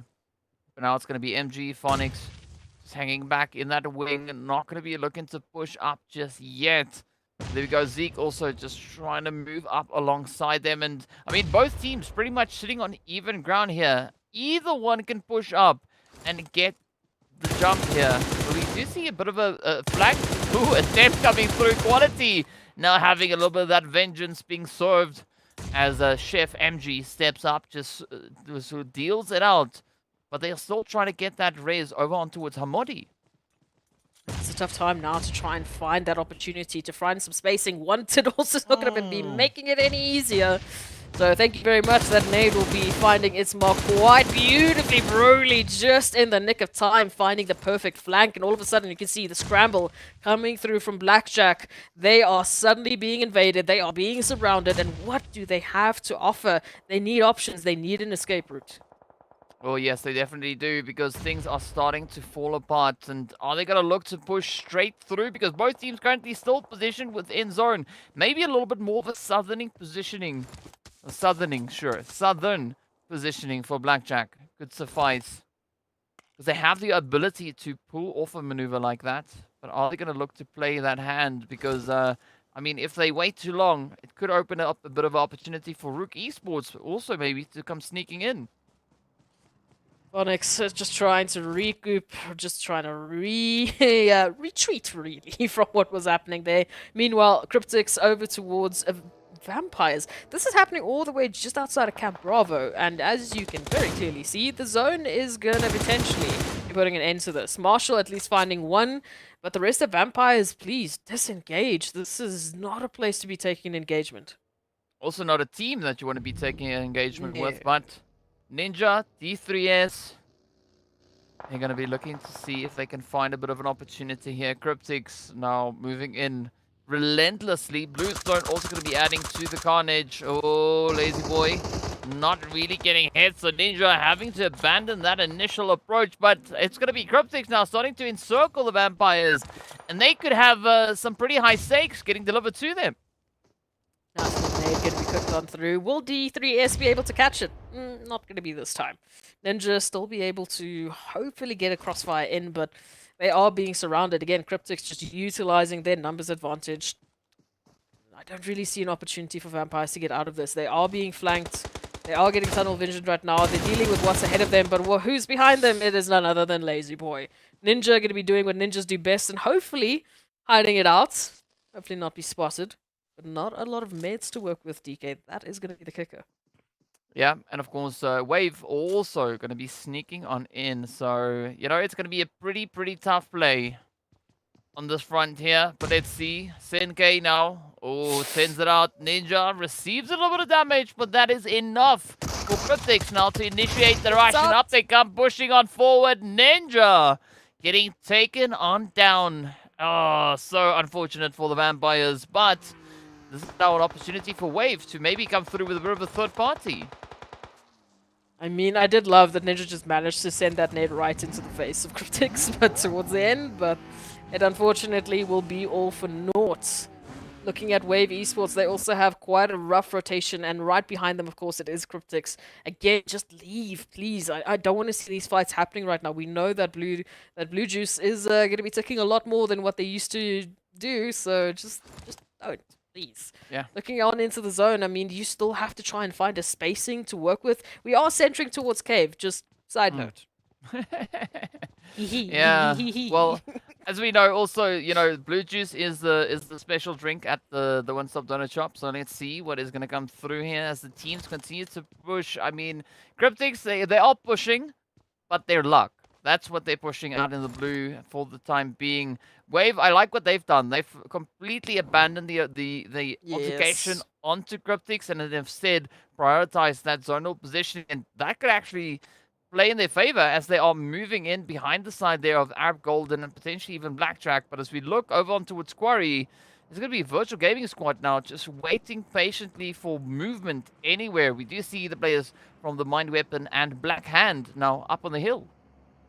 Like what we're seeing, so many good opportunities and so many good angles. I mean, this is just one of my favorite zones in Sanhok. It is just chaos.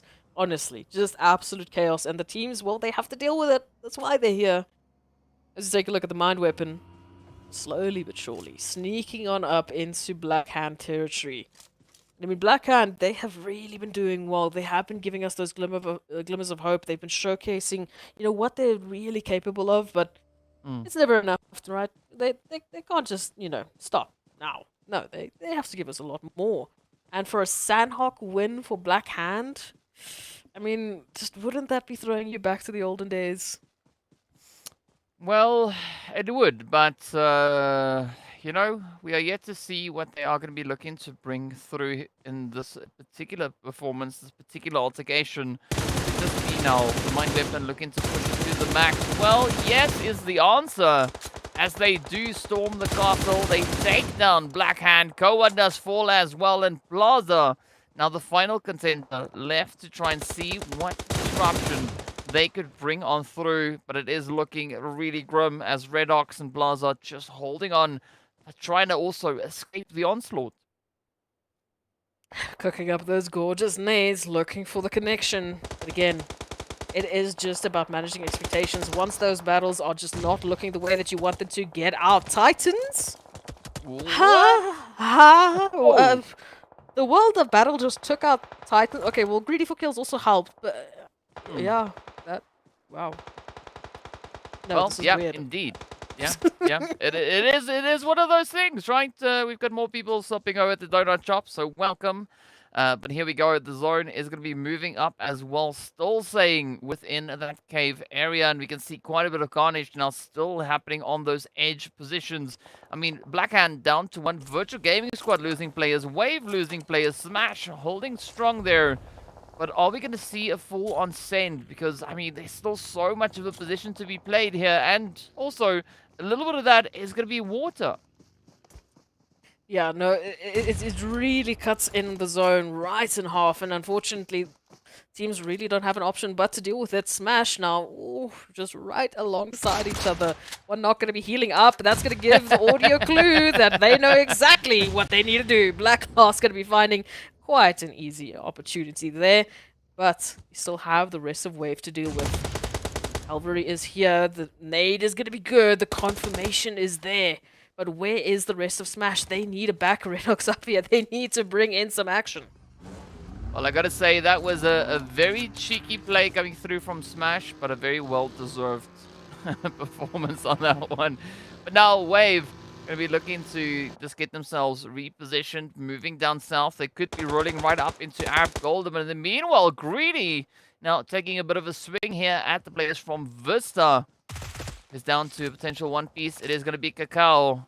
Just trying to ride it on the edge. Black Hand getting shipped out in 13th place. Here we go. Very nice. 7 elims up now for Greedy. And Cacao going to be the final contender left for the side here of Vista. Let's get that nade on in. Cacao so low on HP. Oh, but it just misses the mark. However, look at that blue zone. And look at Cacao's HP bar. They really don't have a choice but to move on up. But they're going to be moving on up right into a beautiful nade. Ah, that is just, it hurts, but it's what has to happen. Now we have to take a look at it. The rest of the teams moving on into the zone. We've got El Chapo and CRYPTICS taking a bit of a swim pretty close to center. And that's pretty much what center is. It is water. So the rest... they are sticking to the outlands, they are sticking to the outskirts, trying to find something to work with. But again, you can see these ridgelines. This is why I love the zone. It is great for us, it is horrible for the teams. Yes, it is going to be absolutely horrendous for these teams now to play it out. But here we go. It's going to be Smash now, looking to crash up into the side there of RUKH. Already a knock coming through. And they are down to only 2. Will they be able to survive it, though? As we can see, it looks pretty shaky. It's going to be Rolex now, still just positioned out on the edge of the zone. But as it centers up even more, it is going to be that extra little bit more challenging, because we see only 2 points of well, only 3 compounds being in the zone currently. The one right here with RUKH. The others over on towards that southeast and southwestern side. Let's see whether or not RUKH can hold on to their own compound. A Smash. They keep on knocking. And there we go. Broly bringing in a great bit of assistance. Don't be sillies. Are up and at 'em. They are ready for something to move on in. Ooh, but they need to be so quick with the cover. Unfortunately, looking for a little bit of loot, and you're going to be punished for it. As Arab Golden move on in and just dish out some damage. Smash at least still have Rolex up, and Rolex will be hitting the ground and hopefully not standing up anytime soon, because if they do, that will mean their head gets chopped on off. Arab Golden, they are moving in from the northeastern side, so unfortunately for them, they are going to have to deal with RUKH, and this might be the angle for them. Well, let's see. Is it going to be that opportunity? Oh, all right. So the hit comes through. It's Bronsberg down. Arab Golden still sitting on their full 4-piece, slowly encroaching on this position. It's going to be wanted now, looking to see if they can maybe find Rami in the distance. Oh, Rami just waiting. Oh, look at this, Eugene. How does he even get up on the door? Either way, that's going to be an exciting play once they get to utilize the position. But now it's going to be Smash. Still trying to sneak into position. Rolex holding on for dear life, and they could run out of time momentarily. Wanted. They know something's up. They've seen a few pixels. They are just waiting for that one opportunity. RUKH going to be jumping on up, trying to hide out as much as they can. Arab Golden circling on around. Rolex going to be going out. RUKH still moving on forward. We've got 17 still left, and we've got so little space to work with. In the meanwhile, we've got the World of Battle over towards the south. You can see they are just taking hits, trying to take as much space as they possibly can. And for RUKH, I mean, honestly, their days were numbered. I mean, in 2v4, what are you supposed to do? Yeah, I mean, there's not many options, but if we look at that zone, there's only one player currently situated within the next zone. So Arthur trying to lead the charge there. We also see the players there from CRYPTICS trying to move themselves out. It's going to be Rhino hot on their heels. Could bring a bit of an exciting play. Not quite sure where CRYPTICS are going to be looking to go because Cave is outside of the zone and they need to head the other way. So the pressure is definitely going to be on. But I like this preemptive play coming through from Arab, also looking to get themselves situated, sending out Broly into that zone. Yeah, no, it really does give them an opportunity. Again, just that information. Now Arab Golden can follow on through. They do need to be careful. I don't think they have any information on the water battle. I mean, they have literally just been sneaking on in, and Greedy4Kills have just been waiting for an opportunity to just send a few packages along. You can see the water battle already taking a couple of hits. We've got Timeout still trying to get into zone. It is so tough. Senke, in the meanwhile, is literally just taking a swim, and that's all CRYPTICS can really do in this scenario. It's going to be up to Arab Golden and the World of Battle to see who's going to be taking the win, or maybe we get a straggler. Well, I mean, Arab already up to those double-digit elims. Greedy sitting on 11. But let's see whether or not Wanted is going to be able to find Nossa on up high. A very, very challenging play to make, but they have to take the plunge as they move on up. It's going to be Arab now, pushing in from that northern edge. Greedy trying to hold that southwestern side. Oh, Senke gets found out in the drink. Down they go. The World of Battle now stepping up to the plate. Down goes Madlol. Oh, another hit. Now getting secured as Hazem also then falls. It's out down to Arthur. And Muhammad holding up that front line for the World of Battle. 4 teams still remain. 9 players still in this game. But will this be the ticket now for World of Battle? It's going to be the question. We still have to deal with Greedy4Kills. We still have to deal with Arab Golden. The World of Battle have been reduced down to 2. And again, they've been snaking it up in the grasses, but they have taken losses. Wow, that actually rhymed. Moving on swiftly. Arab Golden. Ooh, Wanted running on through. Are they going to spot out? Oh, they are so close.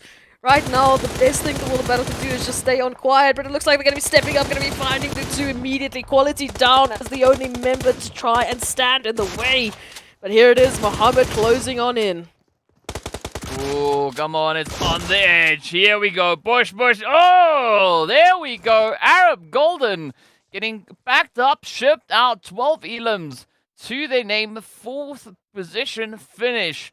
And down to the final 3 we go. It is going to be Virtual Gaming Squad still sitting with 1. Greedy holding on to their 3-piece. The World of Battle potentially down to none as the utilities get sent out yet again. Muhammad has a little bit of that lead getting sent in their direction. Here we go. Rhino just waiting relentlessly to find the position. Up comes Nossa to lend a bit of a helping hand. But it is going to be the blue zone, rather, to beat them to the punch. Now, the final player standing between the players there from Greedy and a back-to-back winner chicken dinner. Well, just gets taken on down. Off they go. What a performance that was. I mean, Greedy coming through with 13 eliminations. Absolutely phenomenal play.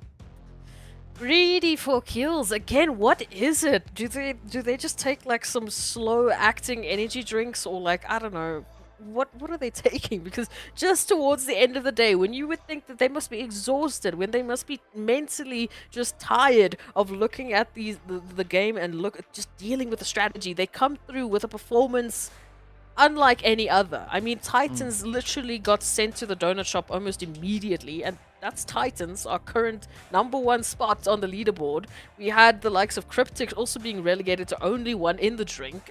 It's ridiculous. I mean, maybe it's Monster, right? Maybe they have a little bit of Monster going. But yeah, very, very exciting game that we just saw coming through from our teams.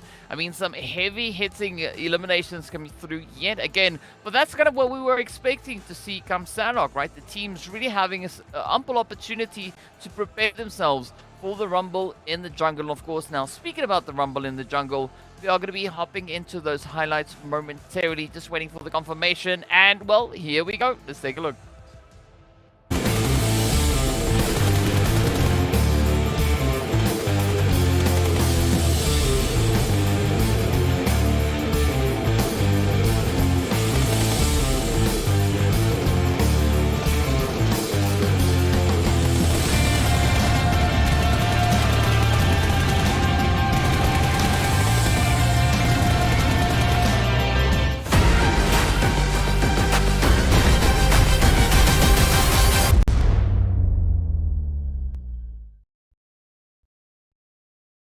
Well, I gotta say one thing though. At least it seems like from what I'm seeing that this PMPL is quite mid. As it is, I Oh, won't is it? complete the rest of that sentence. I'll just leave it there. But of course, we were talking about the monsters before, but we also have to give a big shout out to Monster Energy as well, our official energy drink partner for the PUBG Mobile Pro Leagues.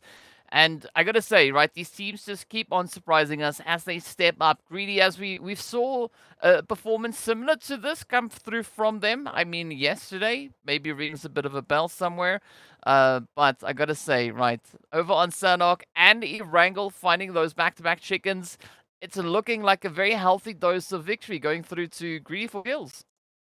Again, just towards the end of the day, they managed to make this happen. I was saying it in chat. I think they're just pumping Monster into their veins. Honestly, it's the only thing that makes sense to me. But as we take a look at something that will make a little bit more sense, Greedy for Kills finishing off with those 23 points. Arab Golden trailing behind with 17. They matched in terms of eliminations. So honestly, just have to give it up to Arab Golden, really bringing in some fantastic performances. The World of Battle, 6 eliminations to their tally. Virtual Gaming following suit. CRYPTICS as well, at least.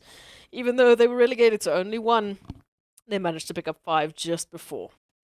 Yeah, and then of course, as we look all the way in 8th place, we had a fantastic performance coming through from the Vampires, securing themselves those 4 points. But as we move into 9th, it's only going to be a 1-point difference, right? All the way into that 3 points. RUKH, only 2 eliminations.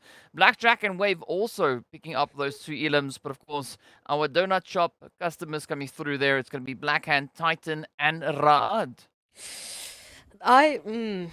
It's really weird. I'm just gonna say, they went to the donut shop because we clearly have the best donuts in town. We also have some blue juice, so pretty refreshing way to end your day, if I'm gonna say so myself. But yeah, I can't explain that any other way. Yep. I mean, does it really need explanation? It's PUBG, it's Sanhok, it is what it is, right? It is what it is. These teams are monsters, and that's what we love to see. But of course, we also now need to take a little bit of a look and see what the overall point situation looks like. As we know, these teams have been duking it out today. It is going to be Titans climbing all the way up to 188 points, sitting well ahead of the players coming through there from Greedy, but it's not such a drastic lead anymore, right? It's now been reduced considerably down to a 19-point lead. Oh, it is wild. Greedy for kills. I mean, this is the consistency we were waiting for. It is silly. It is honestly very silly consistency that you somehow managed in the last few games to just bring in some fantastic points, but it is so welcomed. I mean, the challenge that they're posing right now to Titans, it is so real. We have 1 more day of play, and honestly, that point difference can easily be closed out in a single day of play, especially considering we have an extra map. So it's looking spicy. Wave not too far behind, but CRYPTICS as well joining on in, making it into top 5. Triple still holding strong in their 5th position, and then the rest is just looking so good. I mean, we have 6 teams now breaking up triple digits. And I just have to commend everyone that have managed just in these last few days to bring up their performances.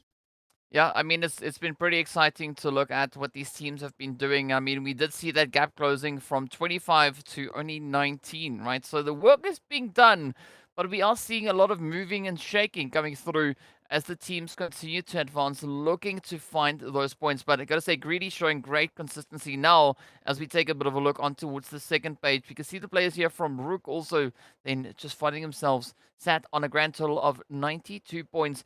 But I gotta say, today was a little bit of a tough day for the side of RUKH. Right. Yesterday, they secured themselves 18 points. Looking at the performance for today, they were only able to find 14. So it's a slow, steady climb. But I want to see that RUKH Esports from phase 1. I want to see that performance coming out onto the battlefield again. They've been a bit quiet, and again, you can attribute it to a number of factors. The rest of the teams have picked up pacing. I mean, Titans were also very quiet in week number 1, so here they are back again, and they are just back to their old Titan selves. We have GREEDYFORKILLS picking up 22 eliminations in a single game, which is just unheard of and ridiculous. But here they are, they're doing it back and again. So when the competition steps up that much, it makes it incredibly difficult for you to still stay on top. As long as they can stay consistent, they can get their points on in, then they can finally bring in that RUKH energy that we saw from phase 1 into the finals and make an impact. But top 16, Looking pretty strong. So we end off with Blackjack Esports on 66 points. That is the entryway. As we take a look at the last page, we can see what the last 4 teams need to break in order to get themselves on up. And it looks like Vampires is going to be pretty close to that 63 with 43, 66 with 43. Wow, hard math, hard math. Mo Esports as well catching up, and there's glimmers of hope. There's definitely an improvement. I just don't know if it's enough. Yeah, I also don't know if it's going to be quite enough to secure that. But I got to say, also looking at what we had on second page, right? It's going to be a very tight fight tomorrow, trying to secure those top 12 slots moving through in towards VIKHVND. So I think there's going to be a lot coming through in our performances for these teams tomorrow. So again, I think it's going to be a super exciting day. But of course, now having this triple serving of Erangel definitely help the teams that have been able to find a lot more consistency on Erangel. Absolutely, and I mean, again, we saw a number of teams. I mean, shout out to Wave Esports; they were really a nail in the side of Titans the whole day, giving them a little bit of fear and annoyance as we move into tomorrow's games. But I do like the energy the teams are bringing. I feel like we are finally seeing that curve. We're seeing some of that consistency coming through, but there's still some surprises yet to come. Well, speaking about surprises, I'm taking a look at the grand standings. There's currently a 60-point difference between first and second. So, yeah, a lot of work that needs to be done to maybe try and close that gap. The teams know who they are, but of course, we'll be seeing you all back again tomorrow as we continue with our last day for this phase. Day number 5 or day number 10, whichever one you want to go by. That is where we're going to be heading towards. So be sure to join us tomorrow for all the PUBG Mobile action right here on the PUBG Mobile Pro League Africa Spring 2023 season with myself, TK and S Proxy. Until then, stay fresh, stay frosty, and see you all back again later.